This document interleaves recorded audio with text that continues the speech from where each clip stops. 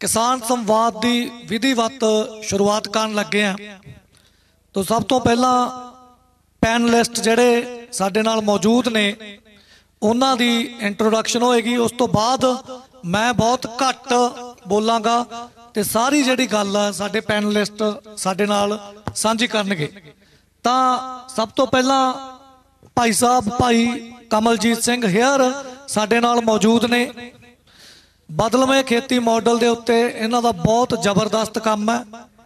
2013 तो करते आ रहे हैं ते अज 2022 आ चुक्या। इन्हां दी जिहड़ी इस पूरे तजर्बे दे विचों समझ है उस समझ मुताबक बदलवें खेती मॉडल की रूपरेखा दे उत्ते ये अपने विचार देणगे। साडे नाल सुखविंदर पप्पी भाजी मौजूद ने। सुखविंदर पप्पी भाजी का पिंड दुग्गा ते रहिंदे ये संगरूर है ते कमलजीत हेयर भाई का पिंड हैगा सोहणगढ़ रत्तेवाला जिला फिरोजपुर नेड़े मुक्तसर। तो कमलजीत पप्पी भाजी भी मेरा ख्याल 2013-14 तो ही कुदरती खेती इन्हां ने शुरू की ते अज ये कितों तक पहुंचे है ते की ये एक भविख की खेती का मॉडल हो सकता कुदरती खेती यदी गल करनी है। ये उस विषय ते खेती की जिहड़ी राजनीति है इंटरनेशनल पद्धर की उन्होंने भी थोड़ा जिहा असीं टच करांगे। ते भाई साहब सरदार गुरमित्र सिंह वो भी साडे नाल मौजूद ने। गुरमित्र सिंह जी बारे मैं तुहानूं ये दसना चाहांगा कि गुरमित्र सिंह ड्रॉट रजिस्टेंट खेती की गल करते हैं।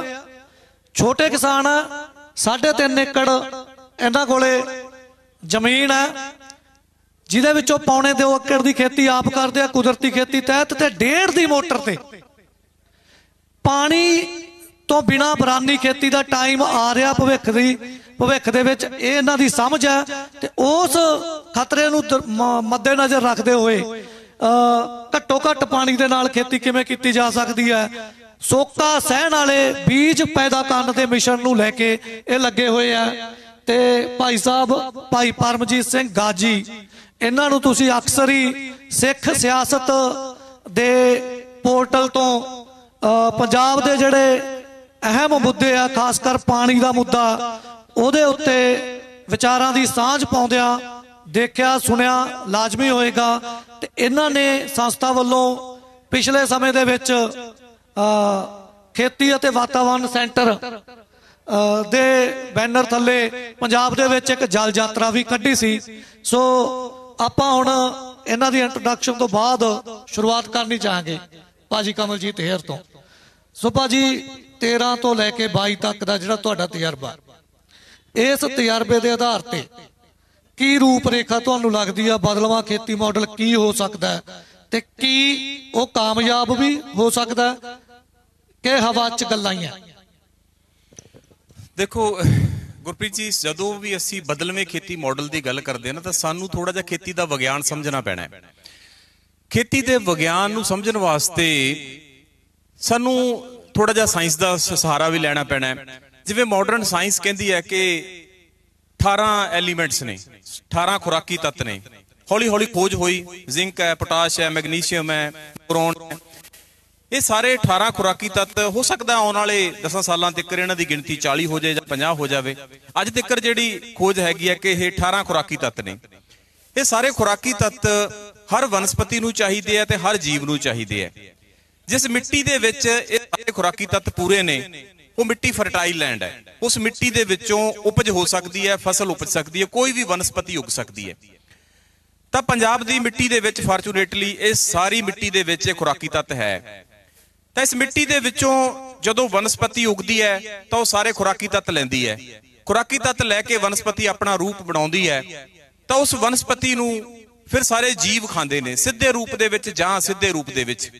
चाहे तो बकरी घाह खांदी है सीधा रूप हो गया चाहे तो एक बिल्ली चूहे नूं खांदी है तो चूहा घाह खांदा है असीधा रूप हो गया। तो इस धरती दे उपर जिन्ने भी जीव जगत है वो सारा जीव जगत नूं खुराकी तत्त चाहीदे ने। तो वो खुराकी तत्त वनस्पति दे राही मिट्टी दे विचों लैंदा है। मिट्टी दे विचों खुराकी तत्त वनस्पति ने लाए वनस्पति तो जीवां ने लाए ते जीवां ने खाण तो बाद अपने मल मूत्र दे नाल वापस फिर मिट्टी नूं देते। तां एक साइकिल बनिया होया है। ਤਾਂ ਮਿੱਟੀ ਦੇ ਵਿੱਚੋਂ ਖੁਰਾਕੀ ਤੱਤ ਗਏ ਵਨਸਪਤੀ ਰਾਹੀਂ ਹੁੰਦੇ ਹੋਏ ਵਾਪਸ ਮਿੱਟੀ 'ਚ ਆ ਗਏ। ਇਸੇ ਹੀ ਕਰਕੇ ਸਾਡੇ ਵੇਦਾਂ ਦੇ ਵਿੱਚ, ਸਾਡੇ ਗ੍ਰੰਥਾਂ ਦੇ ਵਿੱਚ ਧਰਤੀ ਨੂੰ ਅੰਨਾਪੂਰਨਾ ਕਿਹਾ ਗਿਆ ਹੈ ਕਿ ਇਹਦੇ ਵਿੱਚੋਂ ਕੁਝ ਮੁੱਕ ਨਹੀਂ ਸਕਦਾ, ਜਿੰਨਾ ਮਰਜ਼ੀ ਕੱਢੀ ਚੱਲੀਏ ਮੁੱਕ ਨਹੀਂ ਸਕਦਾ। ਮੁੱਕਣਾ ਕਿਵੇਂ ਹੈ? ਕਿਉਂਕਿ ਵਾਪਸ ਫਿਰ ਮਿੱਟੀ ਦੇ ਵਿੱਚ ਹੀ ਆ ਜਾਣਾ। ਤਾਂ ਇਸੇ ਤਰ੍ਹਾਂ ਹੀ ਸਨ 70 ਤੱਕ ਸਾਡੇ ਪੰਜਾਬ 'ਚ ਹੁੰਦਾ ਰਿਹਾ। ਤਾਂ ਸਾਡੇ ਪੰਜਾਬ ਦੇ ਵਿੱਚ ਜੇ ਮੈਂ ਆਪਣੇ ਪਿੰਡ ਦੀ ਗੱਲ ਕਰਾਂ ਤਾਂ ਮੇਰੇ ਪਿੰਡ ਦਾ 2000 ਏਕੜ ਰਕਬਾ ਹੈ। ਤਾਂ 2000 ਏਕੜ ਰਕਬੇ ਦੇ ਵਿੱਚ ਸਨ 70 ਤੱਕ ਜਿੰਨੇ ਖੁਰਾਕੀ ਤੱਤ ਸੀ, ਮੇਰਾ ਦਾਦਾ ਗੱਡੇ ਦੇ ਉੱਪਰ ਖੁਰਾਕੀ ਤੱਤ ਭਰ ਕੇ ਪਿੰਡ 'ਚ ਲੈ ਕੇ ਆਇਆ। ਕਾਹਦੇ ਰੂਪ ਦੇ ਵਿੱਚ? ਸਰੋਂ ਦੇ ਰੂਪ ਦੇ ਵਿੱਚ, ਕਣਕ ਦੇ ਰੂਪ ਦੇ ਵਿੱਚ, ਅਲਸੀ ਦੇ ਰੂਪ ਦੇ ਵਿੱਚ। ਜ਼ਿੰਕ, ਪੋਟਾਸ਼, ਮੈਗਨੀਸ਼ੀਅਮ ਪਿੰਡ ਲੈ ਕੇ ਆਇਆ। ਉਹਨੇ ਆਪ ਖਾਧਾ, ਆਪਦੇ ਪਰਿਵਾਰ ਨੂੰ ਖਵਾਏ ਖੁਰਾਕੀ ਤੱਤ, ਪਿੰਡ ਦੇ ਸੁਨਿਆਰ ਨੂੰ, ਹਲਵਾਈ ਨੂੰ, ਸਭ ਨੂੰ ਖਵਾਏ, ਆਪਣੇ ਜਾਨਵਰਾਂ ਨੂੰ ਖਵਾਏ। ਜਾਨਵਰਾਂ ਨੂੰ ਖਵਾਉਣ ਤੋਂ ਬਾਅਦ ਉਹ ਸਾਰੇ ਪਿੰਡ ਦੇ ਲੋਕ ਜੰਗਲ ਪਾਣੀ ਖੇਤਾਂ ਦੇ ਵਿੱਚ ਗਏ। ਜਿੰਨੇ ਜਾਨਵਰ ਸੀ ਉਹਨਾਂ ਦਾ ਮਲ ਮੂਤਰ ਵਾਪਸ ਫਿਰ ਗੱਡਿਆਂ ਦੇ ਉੱਪਰ ਖੇਤਾਂ ਦੇ ਵਿੱਚ ਗਿਆ। ਤਾਂ ਜਿੰਨੇ ਖੁਰਾਕੀ ਤੱਤ ਆਏ ਸੀ ਉਹ ਥੋੜੇ ਜਿਹੇ ਘਟ ਕੇ ਵਾਪਸ ਫਿਰ ਖੇਤਾਂ ਦੇ ਵਿੱਚ ਚਲੇ ਗਏ। ਤਾਂ ਹੁਣ ਖੇਤਾਂ 'ਚੋਂ ਖੁਰਾਕੀ ਤੱਤ ਕਿਵੇਂ ਮੁੱਕ ਸਕਦੇ ਸੀ? ਠੀਕ ਹੈ, ਇਸੇ ਤਰ੍ਹਾਂ ਇਹ ਸਾਰਾ ਸਾਈਕਲ ਚੱਲਦਾ ਰਿਹਾ। ਤਾਂ ਪਰ 70 ਤੋਂ ਬਾਅਦ ਸਾਡੇ ਖੇਤੀ ਦਾ ਮਾਡਲ ਬਦਲ ਗਿਆ। ਉਹਦੇ ਵਿੱਚ ਸਾਡੀ ਨਿਊਟ੍ਰੀਸ਼ਨ ਡਰੇਨੇਜ ਸ਼ੁਰੂ ਹੋਈ। ਹੁਣ ਕੀ ਹੈਗਾ? ਹੁਣ ਮੇਰੇ ਪਿੰਡ ਦੇ ਵਿੱਚੋਂ ਖੁਰਾਕੀ ਤੱਤ ਆਉਂਦੇ ਨੇ ਝੋਨੇ ਤੇ ਕਣਕ ਦੇ ਰੂਪ ਦੇ ਵਿੱਚ, ਟਰਾਲੀਆਂ ਭਰ ਕੇ। ਉਹ ਪਿੰਡ ਪਹੁੰਚ ਗਏ, ਪਿੰਡ ਤੋਂ ਸ਼ਹਿਰ ਪਹੁੰਚ ਗਏ, ਸ਼ਹਿਰ ਤੋਂ ਟ੍ਰੇਨ ਭਰ ਕੇ ਬਿਹਾਰ ਬੰਗਾਲ ਪਹੁੰਚ ਗਏ। ਤੇ ਵਾਪਸ ਕੀ ਗਿਆ? ਵਾਪਸ ਤਾਂ ਕੁਝ ਵੀ ਨਹੀਂ ਗਿਆ। ਤਾਂ ਸਾਡੀ ਜਿਹੜੀ ਹੈਗੀ ਹੈ ਮਿੱਟੀ ਦੇ ਵਿੱਚੋਂ ਖੁਰਾਕੀ ਤੱਤਾਂ ਦੀ ਡਰੇਨੇਜ ਇੰਨੀ ਹੋਈ ਪਿਛਲੇ 50 ਸਾਲਾਂ ਦੇ ਵਿੱਚ ਕਿ ਸਾਡੀ ਮਿੱਟੀ ਮਰ ਗਈ। ਹੁਣ ਸਾਡੀ ਮਿੱਟੀ ਦੇ ਵਿੱਚ ਕੋਈ ਖੁਰਾਕੀ ਤੱਤ ਨਹੀਂ ਹੈ। ਹੁਣ ਸਾਡੀ ਜਿਹੜੀ ਟੌਪ 10 ਇੰਚ ਸੋਇਲ ਹੈਗੀ ਆ ਉਹਦੇ ਵਿੱਚੋਂ ਸਾਰੇ ਖੁਰਾਕੀ ਤੱਤ ਨਿਚੋੜ ਲਏ ਅਸੀਂ। ਹੁਣ ਇਸ ਮਿੱਟੀ ਦੇ ਵਿੱਚ ਚਾਹੇ ਤਾਂ ਅਸੀਂ ਬਰੋਕਲੀ ਉਗਾ ਕੇ ਖਾ ਲਈਏ, ਚਾਹੇ ਖੀਰਾ ਉਗਾ ਕੇ ਖਾ ਲਈਏ, ਜਦੋਂ ਮਿੱਟੀ ਦੇ ਵਿੱਚ ਹੀ ਕੁਝ ਨਹੀਂ ਰਹਿ ਗਿਆ। ਸੋ ਜਦੋਂ ਅਸੀਂ ਬਦਲਵੇਂ ਖੇਤੀ ਮਾਡਲ ਦੀ ਗੱਲ ਕਰਦੇ ਹਾਂ ਤਾਂ ਬਦਲਵਾਂ ਖੇਤੀ ਮਾਡਲ ਸਿਰਫ ਤੇ ਸਿਰਫ ਉਹੀ ਮਾਡਲ ਸਸਟੇਨੇਬਲ ਹੋਊਗਾ, ਉਹੀ ਮਾਡਲ ਟਿਕੂਗਾ ਜਿਸ ਮਾਡਲ ਦੇ ਵਿੱਚ ਜਿੰਨੀ ਡਰੇਨੇਜ ਕਰਦੇ ਆ ਉਨੀ ਵਾਪਸ ਜਾਂਦੀ ਆ ਕਿ ਨਹੀਂ ਜਾਂਦੀ। ਜੇ ਵਾਪਸ ਨਹੀਂ ਜਾਊਗੀ ਤਾਂ ਕੋਈ ਮਾਡਲ ਨਹੀਂ ਟਿਕ ਪਾਊਗਾ। ਉਹ ਠੀਕ ਹੈ, ਅਸੀਂ ਪੈਸੇ ਦੇ ਜ਼ੋਰ ਤੇ ਧੱਕੇ ਨਾਲ ਕੋਈ 20 40 50 ਸਾਲ ਚਲਾ ਸਕਦੇ ਹਾਂ, ਜਿਵੇਂ ਆ ਗ੍ਰੀਨ ਰੈਵੋਲੂਸ਼ਨ ਵਾਲਾ ਮਾਡਲ ਚਲਾਇਆ, 50 ਸਾਲ ਚਲਾ ਲਿਆ ਧੱਕੇ ਨਾਲ, ਪਰ ਟਿਕੂਗਾ ਨਹੀਂ। ਜੇ ਟਿਕਾਊ ਮਾਡਲ ਹੈ ਤਾਂ ਉਹਦੇ ਵਿੱਚ ਤੁਹਾਨੂੰ ਰੀਸਾਈਕਲਿੰਗ ਵਾਪਸ ਹੋਣੀ ਪੈਣੀ ਹੈ। ਜਿੰਨਾ ਨਿਊਟ੍ਰੀਸ਼ਨ ਕੱਢੋਗੇ ਉਹਨਾਂ ਪਾਉਣਾ ਹੀ ਪੈਣਾ। ਇੱਥੇ ਮੈਂ ਤੁਹਾਡੇ ਤੋਂ ਉਹ ਜਿਹੜੀ ਓਵਰਬ੍ਰਿਜ ਵਾਲੀ ਤੁਸੀਂ ਉਦਾਹਰਨ ਦਿੰਦੇ ਹੁੰਦੇ ਹੋ, ਮੈਂ ਚਾਹਾਂਗਾ ਉਹ ਉਦਾਹਰਨ ਦੇ ਕੇ ਸਮਝਾਓ। ਹਾਂ, ਮੈਂ ਕਹਿੰਦਾ ਹੁੰਦਾ ਕਿ ਪੰਜਾਬ ਦੀ ਮਿੱਟੀ ਇੱਕ ਫਲਾਈਓਵਰ ਦੀ ਤਰ੍ਹਾਂ ਹੈਗੀ ਹੈ ਕਿ ਜਿਵੇਂ ਜੇ ਅਸੀਂ ਖੇਤੀ ਦੇ ਪੰਜਾਬ ਦੇ ਖੇਤੀ ਦੇ ਇਤਿਹਾਸ ਨੂੰ ਦੇਖੀਏ ਨਾ ਤਾਂ ਇਹਨੂੰ 3 ਭਾਗਾਂ ਦੇ ਵਿੱਚ ਮੈਂ ਮੋٹے ਤੌਰ ਤੇ ਵੰਡਦਾ। ਸਨ 70 ਤੋਂ ਲੈ ਕੇ ਤੇ ਸਨ 2000 ਤੱਕ ਇੱਕ ਜਿਹੜਾ ਹੈਗਾ ਇੱਕ ਪੀਰੀਅਡ ਸੀ, ਇੱਕ ਸਪੈਨ ਸੀ। ਇਹਦੇ ਵਿੱਚ ਜਿਵੇਂ ਜਿਵੇਂ ਯੂਰੀਆ ਦੀ ਤੇ ਡੀਏਪੀ ਦੀ ਡੋਜ਼ ਵਧਦੀ ਗਈ ਤੇ ਉਵੇਂ ਉਵੇਂ ਹੀ ਝਾੜ ਵੱਧਦੇ ਗਏ। ਤਾਂ ਯੂਨੀਵਰਸਿਟੀਆਂ ਦੇ ਵਿੱਚ ਮੇਲਿਆਂ ਤੇ ਕਿਸਾਨ ਭੰਗੜੇ ਪਾਉਂਦੇ ਗਏ ਤੇ ਉੱਥੋਂ ਨਵੇਂ ਬੀਜ ਲੈ ਕੇ ਆਏ ਤੇ ਝਾੜ ਵੱਧਦੇ ਗਏ। ਸਭ ਕੁਝ ਬੜਾ ਸੋਹਣਾ ਸੋਹਣਾ ਲੱਗਦਾ ਸੀ। ਇੱਕ ਫਲਾਈਓਵਰ ਦੀ ਜਿਵੇਂ ਚੜਾਈ ਹੁੰਦੀ ਹੈ, ਝਾੜ ਵੱਧਦੇ ਗਏ। 20 ਮਣ ਕਣਕ ਤੋਂ ਮੇਰਾ ਦਾਦਾ ਖੇਤੀ ਕਰਦਾ ਸੀ, ਉਦੋਂ ਬਾਅਦ 25 ਮਣ, 30 ਮਣ, 40, 50 ਤੇ ਪਹੁੰਚ ਗਈ।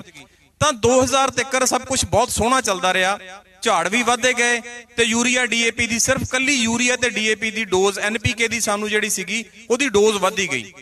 2000 ਤੋਂ ਆ ਕੇ ਸਾਡੀ ਮਿੱਟੀ ਕਹਿੰਦੀ ਕਿ ਹੁਣ ਮੇਰੇ ਵਿੱਚੋਂ ਬਾਕੀ ਖੁਰਾਕੀ ਤੱਤ ਮਾਈਕਰੋ ਨਿਊਟ੍ਰੀਐਂਟਸ ਘਟ ਗਏ, ਹੁਣ ਮੇਰੇ ਬਾਕੀ ਖੁਰਾਕੀ ਤੱਤਾਂ ਦਾ ਕੋਈ ਬੰਦੋਬਸਤ ਕਰੋ। ਤਾਂ 2000 ਤੋਂ ਬਾਅਦ ਸਾਨੂੰ ਮਾਈਕਰੋ ਨਿਊਟ੍ਰੀਐਂਟ ਪਾਉਣੇ ਸ਼ੁਰੂ ਹੋਏ। ਹੁਣ ਸਾਡੀ ਕਣਕ ਲੋਹੇ ਦੀ ਘਾਟ ਮੰਨਣ ਲੱਗ ਪਈ, ਹੁਣ ਜ਼ਿੰਕ ਦੀ ਸਪਰੇਆਂ ਹੋਣ ਲੱਗ ਪਈਆਂ, ਮੈਗਨੀਜ਼ ਦੀ ਘਾਟ ਆਉਣ ਲੱਗ ਪਈ। ਤਾਂ ਬਾਕੀ ਖੁਰਾਕੀ ਤੱਤਾਂ ਦੀ ਘਾਟ ਸ਼ੁਰੂ ਹੋਈ 2000 ਤੋਂ ਲੈ ਕੇ 2020 ਤੱਕ ਅਸੀਂ ਮਾਈਕਰੋ ਨਿਊਟ੍ਰੀਐਂਟ ਪਾ ਕੇ ਬਾਹਰ ਤੋਂ ਫਿਰ ਕੰਮ ਚਲਾਉਂਦੇ ਗਏ। ਹੁਣ 2020 ਤੋਂ ਬਾਅਦ ਸਾਰੇ ਖੁਰਾਕੀ ਤੱਤ ਮੁੱਕ ਗਏ ਮਿੱਟੀ ਦੇ ਵਿੱਚ।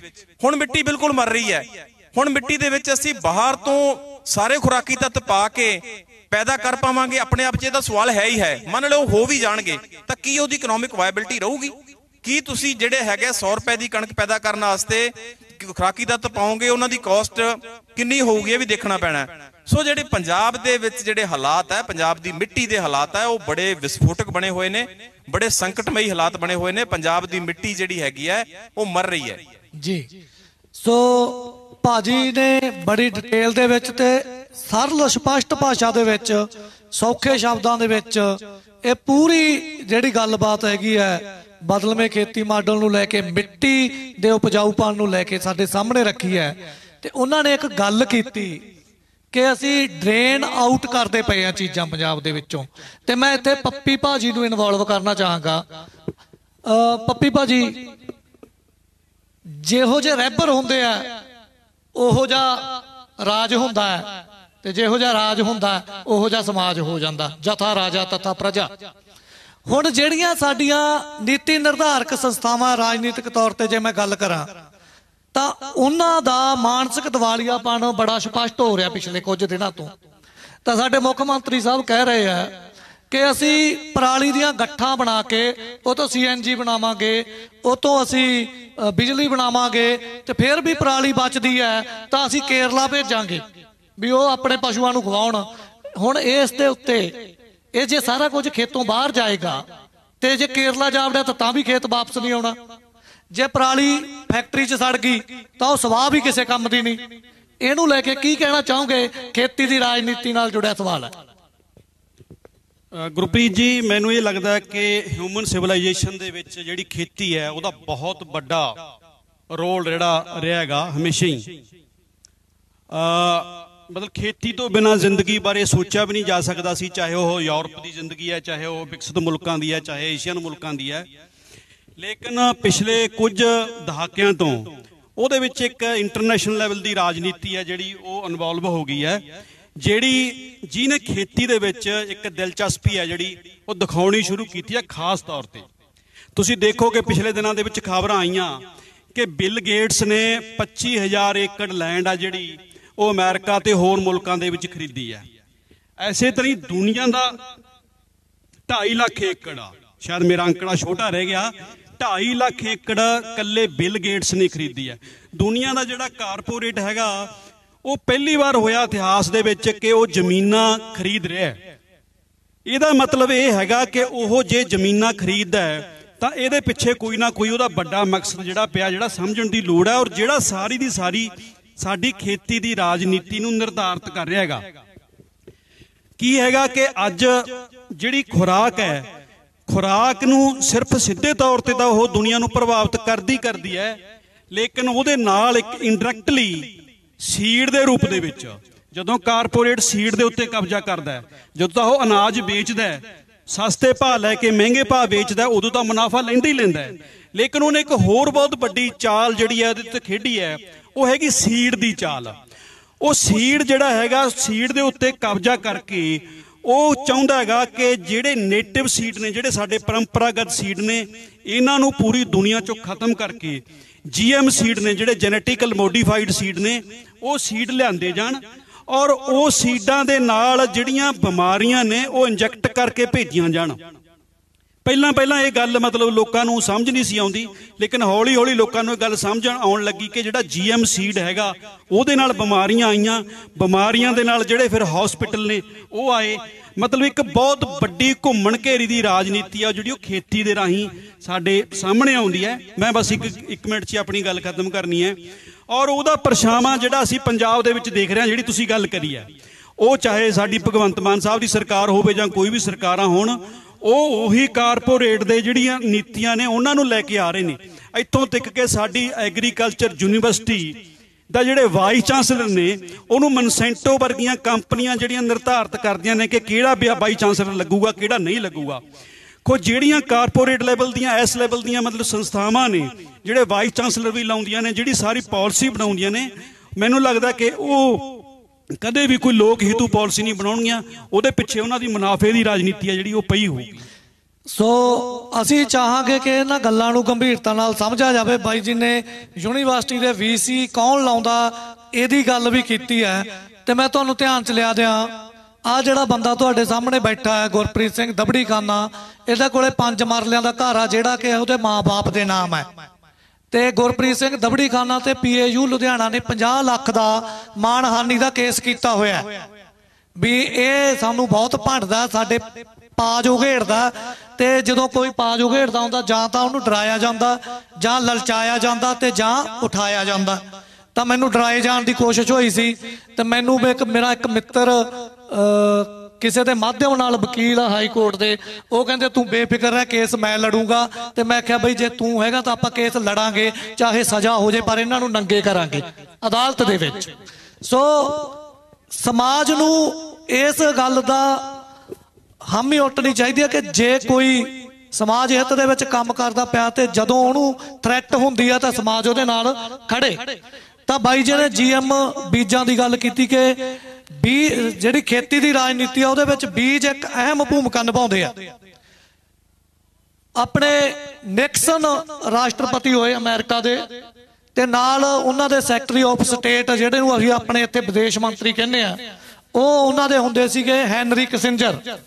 ਵੀਅਤਨਾਮ ਦੀ ਵਾਰ ਤੋਂ ਬਾਅਦ, ਯੁੱਧ ਤੋਂ ਬਾਅਦ ਅਮਰੀਕਾ ਦੀ ਬਹੁਤ ਜਦੋਂ ਖੇਹ ਖਰਾਬੀ ਹੋ ਗਈ ਤਾਂ ਦਬਦਬਾ ਖਤਮ ਹੋ ਗਿਆ, ਤਾਂ ਦੋਹਾਂ ਨੇ ਮਿਲ ਕੇ ਇੱਕ ਸਿਧਾਂਤ ਦਿੱਤਾ ਕਿ ਯਾਰ ਆਪਣੀ ਤਾਂ ਭਾਦੀ ਪਿੱਟੀ ਗਈ ਤੇ ਹੁਣ ਵਾਪਸ ਦਬਦਬਾ ਕਿਵੇਂ ਬਰਕਰਾਰ ਕਰੀਏ। ਤਾਂ ਦੋਨਾਂ ਨੇ ਮਿਲ ਕੇ ਇੱਕ ਸਿਧਾਂਤ ਦਿੱਤਾ, ਉਹ ਸਾਨੂੰ ਸਾਰਿਆਂ ਨੂੰ ਧਿਆਨ 'ਚ ਹੋਣਾ ਚਾਹੀਦਾ। ਸਿਧਾਂਤ ਕੀ ਹੈ? ਕੰਟਰੋਲ ਦਾ ਪੈਟਰੋਲ, ਕੰਟਰੋਲ ਦਾ ਨੇਸ਼ਨਸ। ਤੇਲ ਤੇ ਕਬਜ਼ਾ ਕਰ ਲੋ, ਦੇਸ਼ਾਂ ਤੇ ਕਬਜ਼ਾ ਹੋ ਜਾਊਗਾ। ਅਗਲੀ line control the food, control the people. ਜਦੋਂ ਤੁਸੀਂ ਕਿਸੇ ਦੇਸ਼ ਦੀਆਂ ਨੀਤੀਆਂ ਨਿਰਧਾਰਿਤ ਕਰਨ ਲੱਗ ਜਾਂਦੇ ਹੋ ਜਾਂ ਉਹਦੇ ਤੇ ਸਿੱਧੇ ਜਾਂ ਸਿੱਧੇ ਰੂਪ 'ਚ ਕਬਜ਼ਾ ਕਰਦੇ ਹੋ, ਤਾਂ ਉਸ ਕਬਜ਼ੇ ਦੇ ਖਿਲਾਫ ਉੱਥੋਂ ਦੇ ਜਾਗਰੂਕ ਲੋਕ ਖੜੇ ਹੁੰਦੇ ਆ, ਲਾਮਬੰਦੀਆਂ ਕਰਦੇ ਆ ਤੇ ਵੱਡੇ ਸੰਘਰਸ਼ ਵਿੱਢੇ ਜਾਂਦੇ ਆ, ਜਿਨ੍ਹਾਂ ਵਿੱਚ ਅਕਸਰ ਸਰਕਾਰਾਂ ਨੂੰ ਗੋਡੇ ਟੇਕਣੇ ਪੈਂਦੇ ਆ, ਲੋਕ ਰੋਹ ਅੱਗੇ ਝੁਕਦੇ ਆ। ਉਹ ਕਹਿੰਦੇ ਕਿਉਂ ਨਾ ਏਦਾਂ ਕੀਤਾ ਜਾਵੇ ਕਿ ਲੋਕਾਂ ਨੂੰ ਹੀ ਕਾਬੂ ਕਰ ਲਈਏ। ਤੇ ਲੋਕਾਂ ਨੇ ਦਿਨ 'ਚ 3 ਵਾਰੀ ਕੀ ਖਾਣਾ? ਰੋਟੀ। ਤੇ ਕੰਟਰੋਲ ਦਾ ਫੂਡ ਦਾ ਮਤਲਬ ਕੀ ਹੈ? ਰੋਟੀ ਤੇ ਕਾਬਜ ਹੋ ਜਾਓ। ਰੋਟੀ ਤੇ ਕਾਬਜ ਹੋਣ ਲਈ ਬੀਜਾਂ ਤੇ ਕਾਬਜ ਹੋਣਾ ਹੈ। ਪਹਿਲਾਂ ਉਹਨਾਂ ਨੇ ਦੇਸੀ ਬੀਜਾਂ ਨੂੰ ਨਖਿੱਧ ਕਹਿ ਕੇ ਸਾਨੂੰ ਸੂਰੇ ਬੀਜ ਮੜੇ ਇੰਪਰੂਵਡ ਸੀਡ, ਉਦੋਂ ਬਾਅਦ ਕਹਿੰਦੇ ਹਾਈਬ੍ਰਿਡ ਵੀ ਬਾਰ-ਬਾਰ ਖਰੀਦਣੇ ਪੈਣ, ਹਾਈਬ੍ਰਿਡ ਬੀਜ ਹਰ ਵਾਰ ਖਰੀਦਣੇ ਪੈਣਗੇ। ਉਦੋਂ ਅੱਗੇ ਜਾ ਕੇ ਉਹ GM ਸੀਡਸ ਲੈ ਕੇ ਆ ਗਏ, ਜਿਹੜੇ ਹਾਈਬ੍ਰਿਡ ਤਾਂ ਹੈਗੇ ਹੀ ਹੈਗੇ ਆ, ਉਹਨਾਂ ਉੱਤੇ ਪੇਟੈਂਟਾਂ ਕੰਪਨੀਆਂ ਦਾ ਮਾਲਕੀ ਹੱਕ ਦਿੱਤੇ ਹੋਏ ਆ, ਤੇ ਉਹ ਖੇਤੀ, ਸਿਹਤ, ਵਾਤਾਵਰਨ ਹਰ ਪੱਖੋਂ ਸਾਡੇ ਲਈ ਬੇਹੱਦ ਖਤਰਨਾਕ ਹੈ। ਉਹ ਕਿੰਨੇ ਖਤਰਨਾਕ ਹੈ ਇਹਦੀ ਆਪਾਂ ਡੂੰਘਾਈ 'ਚ ਨਹੀਂ ਜਾਵਾਂਗੇ। ਤੇ ਸਾਡੇ ਨਾਲ ਗੁਰਮਿੱਤਰ ਜੀ ਮੌਜੂਦ ਹੈ, ਉਹ ਸੋਕਾ ਸਹਾਰਨ ਵਾਲੀਆਂ ਫਸਲਾਂ, ਭਵਿੱਖ ਦੀ ਖੇਤੀ ਉਹਨੂੰ ਮੰਨਦੇ ਆ, ਜਿਹੜੇ ਹਾਲਾਤ ਬਣਦੇ ਜਾ ਰਹੇ ਆ। ਉਹਨਾਂ ਨੇ ਕਈ ਪ੍ਰਕਾਰ ਦੇ ਦੇਸੀ ਬੀਜ ਜਿਹੜੇ ਹੈਗੇ ਇਸ ਨਜ਼ਰੀਏ ਤੋਂ ਡਿਵੈਲਪ ਕਰਨ ਦਾ ਉਪਰਾਲਾ ਵਿੱਢਿਆ ਹੋਇਆ। ਸਨ 2007 ਤੋਂ ਕੁਦਰਤੀ ਖੇਤੀ ਕਰਦੇ ਆ। ਤੇ ਮੈਂ ਗੁਰਮਿੱਤਰ ਜੀ ਨੂੰ ਕਹਾਂਗਾ ਕਿ ਉਹ ਇਹਨਾਂ ਸਾਰੇ ਮਸਲਿਆਂ ਤੇ ਕੀ ਸੋਚਦੇ ਆ, ਉਹ ਜ਼ਰੂਰ ਸਾਡੇ ਨਾਲ ਸਾਂਝ ਪਾਉਣ। ਹਾਂਜੀ, ਜਿਹੜੇ ਆਪਣੇ ਪਹਿਲਾਂ ਬੀਜ ਹੁੰਦੇ ਸੀਗੇ, ਉਹ ਹੈਲੋ ਹਾਂਜੀ, ਜਿਹੜੇ ਆਪਣੇ ਪੁਰਾਤਨ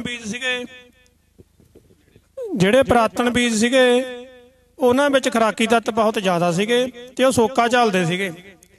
ਜਿਵੇਂ ਕਿ 1968-65 ਤੋਂ ਪਹਿਲਾਂ ਇੱਕ ਸੇਬ 'ਤੇ 14 ਸੇਬਾਂ ਜਿੰਨੇ ਤੱਤ ਸੀਗੇ, ਅੱਜ ਆਪਣੇ ਜਿਹੜਾ ਸੇਬ ਹੈ ਉਹ ਤੋਂ ਬਿਨਾਂ ਸਾਰੀਆਂ ਸਬਜ਼ੀਆਂ, ਫਸਲਾਂ ਖੋਖਲੀਆਂ ਹੋ ਗਈਆਂ ਤੇ ਆਪਾਂ ਨੂੰ ਲੱਗਦਾ ਅਸੀਂ ਆਪਣੀ ਸਿਹਤ ਲਈ ਖਾ ਰਹੇ ਹਾਂ, ਪਰ ਉਹਦੇ ਵਿੱਚ ਕੁਝ ਨਹੀਂ ਹੁੰਦਾ। ਤੇ ਜਿਹੜੇ ਜ਼ਹਿਰੀਲੇ ਨੇ ਉਹੀ ਕੰਪਨੀਆਂ ਬੀਜ ਬਣਾਉਂਦੀਆਂ ਨੇ ਤੇ ਸਪਰੇਅ ਬਣਾਉਂਦੀਆਂ ਨੇ ਤੇ ਕੈਂਸਰ ਦੀ ਦਵਾਈ ਵੀ ਬਣਾਉਂਦੀਆਂ ਨੇ। ਹੁਣ ਇਹ ਤੁਸੀਂ ਸੋਚ ਲਓ ਵੀ ਉਹਨਾਂ ਦਾ ਕੀ ਮਤਲਬ ਹੈ। ਬਾਕੀ ਗੱਲ ਕਰਦੇ ਹਾਂ ਦੇਸੀ ਬੀਜਾਂ ਦੀ। ਦੇਸੀ ਬੀਜਾਂ ਦੇ ਵਿੱਚ ਮੰਨ ਲਓ ਇੱਕ ਪੰਛੀ ਆ, ਉਹਨੇ ਕਿਤੇ ਬਿੱਠ ਕਰਤੀ, ਇੱਕ ਰੁੱਖ ਦੀ ਜਿੱਕਣ ਪਿੱਪਲ ਬਰੋਟਾ ਕੰਧਾਂ ਤੇ ਉੱਗੇ ਆਉਂਦਾ, ਜਦੋਂ ਕਿ ਦੇਸੀ ਬੀਜ ਨੇ। ਇਸੇ ਤਰ੍ਹਾਂ ਜੋ ਦੇਸੀ ਬੀਜ ਆਪਣੇ ਮਿੱਟੀ ਦੇ ਵਿੱਚ ਜਦੋਂ ਮੈਂ ਬੀਜ ਕੇ ਦੇਖੇ ਤਾਂ ਉਹਨਾਂ ਨੇ ਪਾਣੀ ਨਾ ਮੰਗਿਆ। ਫਿਰ ਉਹਨਾਂ ਨੂੰ ਚੈੱਕ ਕਰਨ ਦੇ ਲਈ ਮਤਲਬ ਜਿਵੇਂ ਪਾਲਕ, ਮੇਥੀ ਜਾਂ ਕੋਈ ਪੁਰਾਣੇ ਬੀਜ ਨੇ, ਉਹਨਾਂ ਨੂੰ ਮਿੱਟੀ ਝਾੜਨ ਦੇ ਦਿੱਤਾ ਤੇ 6 ਮਹੀਨੇ ਬਾਅਦ ਉਹ ਰੋਤਾ ਜੀ ਤੇ ਫੇਰ ਉੱਗਿਆ ਏ। ਸਵਾਲ ਇਹ ਪੈਦਾ ਹੁੰਦਾ ਹੈ ਵੀ ਕਦੇ ਨਦੀਨਾਂ ਨੂੰ ਬਿਮਾਰੀ ਨਹੀਂ ਪਈ, ਫਸਲਾਂ ਨੂੰ ਬਿਮਾਰੀ ਪੈਂਦੀ ਆ, ਇਹਦਾ ਮਤਲਬ ਤੁਹਾਡੇ ਬੀਜਾਂ ਨਾਲ ਛੇੜਛਾੜ ਹੋਈ ਆ। ਇਸ ਲਈ ਆਪਣੇ ਦੇਸੀ ਬੀਜ ਭਾਵੇਂ ਝਾੜ ਘੱਟ ਨੇ ਪਰ ਉਹਨਾਂ ਦੇ ਖੁਰਾਕੀ ਤੱਤ ਬਹੁਤ ਜ਼ਿਆਦਾ ਨੇ। ਜਦੋਂ ਕਿਸੇ ਚੀਜ਼ ਦਾ ਖੁਰਾਕੀ ਤੱਤ ਵੱਧ ਹੋਊਗਾ ਉਹ ਆਪਾਂ ਨੂੰ ਤਾਕਤ ਦਊ। ਸਵੇਰ ਦੀ ਰੋਟੀ ਖਾਧੀ ਦੁਪਹਿਰ ਤੱਕ ਆਪਾਂ ਨੂੰ ਦੁਬਾਰਾ ਭੁੱਖ ਲੱਗ ਆਉਂਦੀ ਆ, ਇਹਦਾ ਮਤਲਬ ਆਪਾਂ ਜਿਹੜੇ ਖੋਖਲੇ ਭੋਜਨ ਆ ਉਹ ਖਾ ਰਹੇ ਆ। ਇਸ ਲਈ ਆਪਾਂ ਨੂੰ ਆਪਣੇ ਦੇਸੀ ਬੀਜਾਂ ਨੂੰ ਬਚਾਉਣਾ ਚਾਹੀਦਾ। ਜੇ ਦੇਸੀ ਬੀਜ ਬਚਾ ਲਾਂਗੇ ਤਾਂ ਪਾਣੀ ਵੀ ਬਚ ਜੂ, ਕਿਉਂਕਿ ਘੱਟ ਤੋਂ ਘੱਟ ਪਾਣੀ ਨਾਲ ਜਾਂ ਬਿਨਾਂ ਪਾਣੀ ਤੋਂ ਹੋਣੇ ਵਾਲੇ ਵੀ ਲੱਭ ਰਹੇ ਆ, ਤੋਂ ਲੱਭ ਵੀ ਰਹੇ ਨੇ। ਤੇ ਦੇਖਦੇ ਰਹਿੰਦੇ ਆ ਵੀ ਕੁਦਰਤ ਬਹੁਤ ਵਧੀਆ ਢੰਗ ਨਾਲ ਪਰਮਾਤਮਾ ਨੇ ਡਿਜ਼ਾਈਨ ਕੀਤੀ ਸੀ, ਪਰ ਇਨਸਾਨ ਨੇ ਉਹਦੇ ਨਾਲ ਛੇੜਛਾੜ ਕਰਕੇ ਉਹਦਾ ਨਾਸ ਮਾਰਤਾ। ਜਦੋਂ ਆਪਾਂ ਕੋਈ ਚੀਜ਼ ਨੂੰ ਖਰਾਬ ਕਰ ਦਿੰਦੇ ਆ ਤਾਂ ਉਹਦੇ ਆਪਾਂ ਨੂੰ ਰਿਜ਼ਲਟ ਤਾਂ ਭੁਗਤਣੇ ਪੈਂਦੇ ਹਨ। ਇਸ ਲਈ ਹੁਣ ਆਪਾਂ ਨੂੰ ਵਾਪਸ ਜਾਣ ਲਈ ਰਾਹ ਨਹੀਂ ਲੱਭ ਰਿਹਾ। ਆਪਾਂ ਜਿਵੇਂ ਕਹਿੰਦੇ ਆ ਵੀ ਵਕਤੋਂ ਖੰਜੀ ਡੂਮਣੀ ਗਾਵੇ ਆਲ ਪਤਾਲ, ਉਹ ਕੰਮ ਆਪਣਾ ਹੋਇਆ। ਹੁਣ ਆਪਾਂ ਨੂੰ ਦੇਖਣ ਲੱਗ ਗਿਆ ਵੀ ਸਾਡੀ ਖੇਤੀ ਘਾਟੇ ਦਾ ਸੌਦਾ ਬਣਦੀ ਜਾ ਰਹੀ ਹੈ। ਇਸ ਲਈ ਆਪਾਂ ਨੂੰ ਜਿੰਨੇ ਵੀ ਕਿਤੋਂ ਵੀ ਪ੍ਰਾਪਤ ਹੁੰਦੇ ਨੇ ਦੇਸੀ ਬੀਜ, ਉਹਨਾਂ ਦਾ ਤਾਂ ਹੀ ਫਾਇਦਾ ਜੋ ਘੱਟ ਪਾਣੀ ਨਾਲ ਹੋਣ। ਬਹੁਤ ਸਾਰੇ ਲੋਕ ਕਹਿੰਦੇ ਨੇ ਦੇਸੀ ਬੀਜ ਆ, ਪਰ ਜੋ ਪਾਣੀ ਮੰਗਦਾ ਮੈਨੂੰ ਲੱਗਦਾ ਦੇਸੀ ਬੀਜ ਹਾਲੇ ਨਹੀਂ ਹੈਗਾ। ਸੋ ਇਸ ਤਰ੍ਹਾਂ ਆਪਾਂ ਨੂੰ ਦੇਸੀ ਬੀਜ ਲੱਭਣੇ ਪੈਣੇ ਆ ਜਾਂ ਬਚਾਉਣੇ ਪੈਣੇ ਆ, ਤੇ ਉਹ ਚੈੱਕ ਇਸੇ ਤਰ੍ਹਾਂ ਹੋਣਗੇ ਵੀ ਘੱਟ ਤੋਂ ਘੱਟ ਪਾਣੀ ਨਾਲ ਹੋਣਗੇ ਤੇ ਉਹਨਾਂ ਨੂੰ ਬਿਮਾਰੀ ਨਹੀਂ ਲੱਗੂ, ਉਹ ਦੇਸੀ ਬੀਜ ਹੋ ਸਕਦੇ ਨੇ। ਸੋ ਦੋਸਤੋ, ਅਸੀਂ ਤੁਹਾਡੇ ਨਾਲ ਇਹ ਵਾਅਦਾ ਕਰਕੇ ਬੈਠੇ ਸੀ ਕਿ ਅਸੀਂ ਕੋਈ ਅਖੌਤੀ ਖੇਤੀਬਾੜੀ ਮਾਹਰ ਯੂਨੀਵਰਸਿਟੀ ਵਾਲਾ ਜਾਂ ਖੇਤੀਬਾੜੀ ਮਹਿਕਮੇ ਵਾਲਾ ਨਹੀਂ ਤੁਹਾਡੇ ਸਾਹਮਣੇ ਬਿਠਾਉਣਾ। ਅਸੀਂ ਤੁਹਾਡੇ ਸਾਹਮਣੇ ਬਿਠਾਉਣੇ ਆ ਪ੍ਰੈਕਟੀਕਲ ਫਾਰਮਰਸ ਤੇ ਜ਼ਮੀਨ ਤੇ ਕੰਮ ਕਰਨ ਵਾਲੀਆਂ ਅਹਿਮ ਸ਼ਖਸੀਅਤਾਂ। ਤਾਂ ਤੁਹਾਨੂੰ ਧਿਆਨ ਚ ਆਇਆ ਕੁਝ ਵੀ ਅਸੀਂ ਠੀਕ ਕੀਤਾ ਕਿ ਗਲਤ ਕੀਤਾ? ਸੋ ਗੁਰਮਿੱਤਰ ਜੀ ਨਾਲ ਇੱਕ ਵਾਰ ਫੇਰ ਗੱਲ ਕਰਾਂਗੇ ਆਪਾਂ। ਭਾਈ ਸਾਹਿਬ ਭਾਈ ਪਰਮਜੀਤ ਸਿੰਘ ਗਾਜੀ ਨਾਲ ਥੋੜਾ ਜਿਹਾ ਰੂਬਰੂ ਹੁੰਨੇ ਆ। ਭਾਈ ਸਾਹਿਬ, ਗੁਰਮਿੱਤਰ ਜੀ ਦਾ ਕੰਮ ਪਾਣੀ ਤੇ ਹੈ, ਤੇ ਪਾਣੀ ਦੇ ਮਸਲੇ ਨੂੰ ਲੈ ਕੇ, ਪਾਣੀ ਖੇਤੀ ਨੂੰ ਵੀ ਚਾਹੀਦਾ ਤੇ ਪਾਣੀ ਪੰਜਾਬ ਦੇ ਕੱਲੇ ਕੱਲੇ ਬਸ਼ਿੰਦੇ ਨੂੰ, ਪੰਜਾਬ ਦੇ ਸਰਬੱਤ ਨੂੰ ਵੀ ਚਾਹੀਦਾ। ਤੇ ਪੰਜਾਬ ਦਾ ਪਾਣੀ ਦੀ ਰਾਜਨੀਤੀ ਪੱਖੋਂ ਜਿਹੜਾ ਬੁਰਾ ਹਾਲ ਹੋਇਆ, ਉਹਨੂੰ ਤੁਸੀਂ ਕਾਫੀ ਗੌਰ ਨਾਲ ਵਾਚਿਆ, ਰਿਸਰਚ ਕੀਤੀ ਹੈ। ਤਾਂ ਉਹ ਰਿਸਰਚ ਜਿਹੜੀ ਹੈਗੀ ਆ ਸਾਡੇ ਆਡੀਅנס ਦੇ ਨਾਲ ਵੀ ਆਪਾਂ ਸਾਂਝ ਪਾਈਏ। ਮਿਹਰਬਾਨੀ ਜੀ।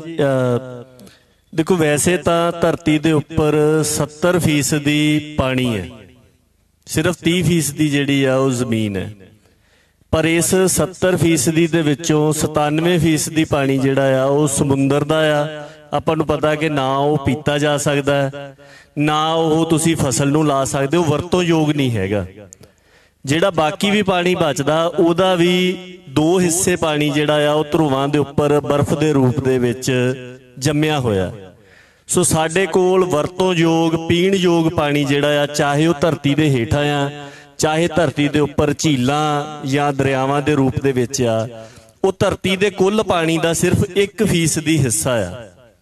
ਆਮ ਤੌਰ ਦੇ ਉੱਪਰ ਇਹ ਗੱਲ ਦਾ ਜ਼ਿਕਰ ਹੁੰਦਾ ਯੂਨਾਈਟਿਡ ਨੇਸ਼ਨਸ ਦੀ ਇੱਕ ਰਿਪੋਰਟ ਦਾ ਕਿ ਆਉਣ ਵਾਲੀ ਜੇਕਰ ਸੰਸਾਰ ਜੰਗ ਕਦੇ ਹੋਈ ਤੇ ਉਹ ਪਾਣੀ ਕਰਕੇ ਹੋਊਗੀ। ਔਰ ਪਾਣੀ ਦੀ ਅਹਿਮੀਅਤ ਹੁਣ ਇਸ ਵਾਰ ਹਾਲੀਆ ਸਾਲਾਂ ਦੇ ਦੌਰਾਨ ਜਿਸ ਤਰੀਕੇ ਦੇ ਨਾਲ ਆਲਮੀ ਤਪਸ਼ ਜਾਂ ਮੌਸਮੀ ਤਬਦੀਲੀ ਦਾ ਜ਼ਿਕਰ ਆ ਰਿਹਾ ਹੈ, ਉਹ ਆਪਾਂ ਦੇਖ ਸਕਦੇ ਕਿ ਪਾਣੀ ਦੀ ਅਹਿਮੀਅਤ ਕਿੰਨੀ ਜ਼ਿਆਦਾ ਆ। ਪੰਜਾਬ ਦੀ ਜੇ ਆਪਾਂ ਗੱਲ ਕਰੀਏ ਤੇ ਸਥਿਤੀ ਦਾ ਅੰਦਾਜ਼ਾ ਇੱਥੋਂ ਲਾਇਆ ਜਾ ਸਕਦਾ ਹੈ। ਇੱਕ ਤਾਂ ਇਹ ਗੱਲ ਧਿਆਨ ਦੇ ਵਿੱਚ ਰੱਖਣੀ ਚਾਹੀਦੀ ਕਿ ਪੰਜਾਬ ਦੇ ਵਿੱਚ ਖੇਤੀ ਹੇਠ ਰਕਬਾ ਬਹੁਤ ਜ਼ਿਆਦਾ, 1 ਕਰੋੜ ਏਕੜ, 1 ਕਰੋੜ 5 ਲੱਖ ਏਕੜ ਦੇ ਵਿੱਚ ਪੰਜਾਬ ਦੇ ਵਿੱਚ ਖੇਤੀ ਹੁੰਦੀ ਹੈ। ਔਰ ਬਹੁਤ ਛੋਟੇ ਜਿਹੇ ਖਿੱਤੇ ਦੇ ਵਿੱਚ ਖੇਤੀ ਹੇਠ ਇੰਨਾ ਜ਼ਿਆਦਾ ਰਕਬਾ ਸ਼ਾਇਦ ਦੁਨੀਆ ਦੇ ਵਿੱਚ ਹੋਰ ਕਿਤੇ ਵੀ ਨਹੀਂ ਹੈਗਾ। ਦੂਜਾ ਇਹ ਹੈ ਕਿ ਸਾਡੀ ਖੇਤੀ ਦੇ ਵਿੱਚ ਜਿਹੜੀ ਸਾਡੀ ਕ੍ਰੌਪ ਇੰਟੈਂਸਿਟੀ ਆ ਉਹ 2.5 ਦੇ ਲਾਗੇ ਆ। ਆਮ ਤੌਰ ਦੇ ਉੱਪਰ ਮੈਂ ਇੰਗਲੈਂਡ ਦੇ ਵਿੱਚ ਗਿਆ, ਉੱਥੇ ਉਹ ਇੱਕ ਫਸਲ ਇੱਕ ਵਾਰ ਚ ਲੈਂਦੇ, ਤੇ ਦੁਨੀਆ ਦਾ ਇਹ ਪੈਮਾਨਾ ਕਿ ਜੇ ਤੁਸੀਂ ਇੱਕ ਵਾਰ ਇੱਕ ਫਸਲ ਖੇਤ ਦੇ ਵਿੱਚੋਂ ਲੈ ਲੈਂਦੇ ਹੋ ਉਹ 100% ਮੰਨੀ ਜਾਂਦੀ ਹੈ। ਪੰਜਾਬ 'ਚ 2 ਫਸਲਾਂ ਤਾਂ ਹਰ ਜ਼ਮੀਨ ਦੇ ਵਿੱਚ ਹੀ ਹੁੰਦੀਆਂ ਨੇ, 2 ਤੋਂ ਵੱਧ ਵੀ ਹੁੰਦੀਆਂ। ਔਰ ਜੇ ਪਾਣੀ ਦੀ ਵਰਤੋਂ ਦਾ ਅੰਕੜਾ ਦੇਖੀਏ ਜੋ ਪੰਜਾਬ ਸਰਕਾਰ ਦਾ ਜਾਂ ਕੇਂਦਰੀ ਜਲ ਬੋਰਡ ਦੇ ਅੰਕੜੇ ਹੈਗੇ, ਉਹ ਇਹ ਕਹਿੰਦੇ ਕਿ ਪੰਜਾਬ ਦੇ ਵਿੱਚ ਜਿਹੜੀ ਪਾਣੀ ਦੀ ਵਰਤੋਂ ਹੁੰਦੀ ਆ ਉਹਦੇ 'ਚ 96.4% ਪਾਣੀ ਜਿਹੜਾ ਉਹ ਖੇਤੀ ਦੇ ਵਿੱਚ ਹੀ ਲੱਗਦਾ ਆ। ਸੋ ਇਸ ਸਾਰੀ ਸਥਿਤੀ ਦੇ ਕਰਕੇ ਉਸ ਤੋਂ ਇਲਾਵਾ ਪੰਜਾਬ ਨੂੰ ਕੁਦਰਤ ਨੇ ਦਰਿਆਈ ਪਾਣੀ ਦੇ ਨਾਲ ਨਿਵਾਜਿਆ।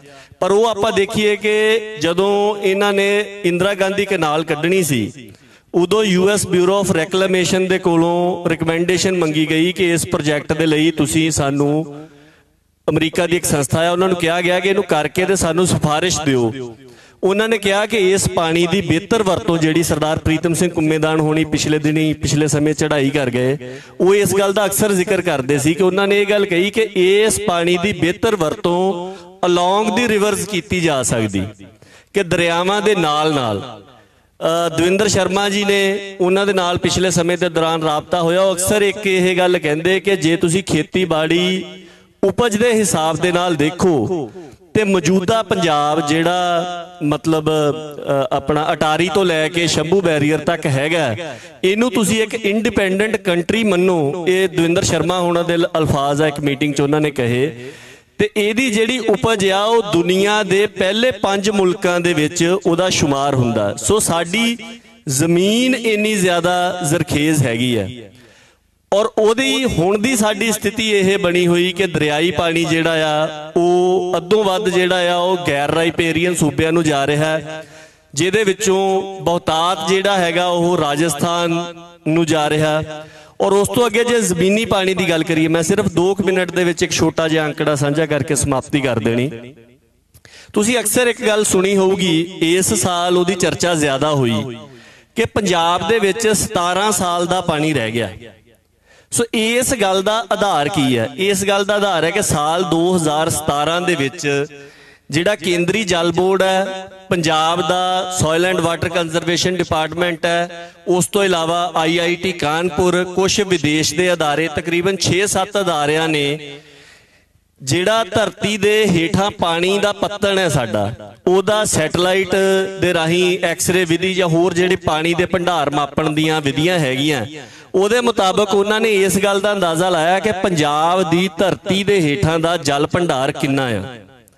ਸੋ ਉਹਨਾਂ ਨੇ ਇਹ ਨਤੀਜਾ ਕੱਢਿਆ ਕਿ 300 ਮੀਟਰ ਦੀ ਡੂੰਘਾਈ ਤੱਕ 3 ਪੱਤਣ ਜਿਹੜੇ ਜ਼ਮੀਨੀ ਪਾਣੀ ਦੇ ਹੈਗੇ, ਉਹਦੇ ਵਿੱਚ 2600 ਲੱਖ ਏਕੜ ਫੁੱਟ ਜਿਹੜਾ ਆ ਉਹ ਕੁੱਲ ਜਲ ਭੰਡਾਰ ਹੈ। 1 ਏਕੜ ਦੇ ਵਿੱਚ ਆਪਾਂ 1 ਫੁੱਟ ਪਾਣੀ ਖੜਾ ਕਰ ਦਈਏ ਤਾਂ ਉਹ 1 ਏਕੜ ਫੁੱਟ ਬਣਦਾ, ਔਰ 2600 ਲੱਖ ਏਕੜ ਫੁੱਟ ਪੰਜਾਬ ਦਾ ਧਰਤੀ ਹੇਠਲਾ ਜਲ ਭੰਡਾਰ ਹੈ। ਉਹਦੇ ਵਿੱਚੋਂ ਹਰ ਸਾਲ ਅਸੀਂ 290 ਲੱਖ ਏਕੜ ਫੁੱਟ ਪਾਣੀ ਜਿਹੜਾ ਆ ਉਹ ਜ਼ਮੀਨ ਦੇ ਵਿੱਚੋਂ ਬਾਹਰ ਕੱਢ ਰਹੇ ਹਾਂ, ਤੇ 175 ਲੱਖ ਏਕੜ ਫੁੱਟ ਪਾਣੀ ਉਹ ਹਰ ਸਾਲ ਸਾਡੀ ਜ਼ਮੀਨ ਦੇ ਵਿੱਚ ਹੇਠਾਂ ਸਿਮ ਕੇ ਵਾਪਸ ਜਾ ਰਿਹਾ ਹੈ।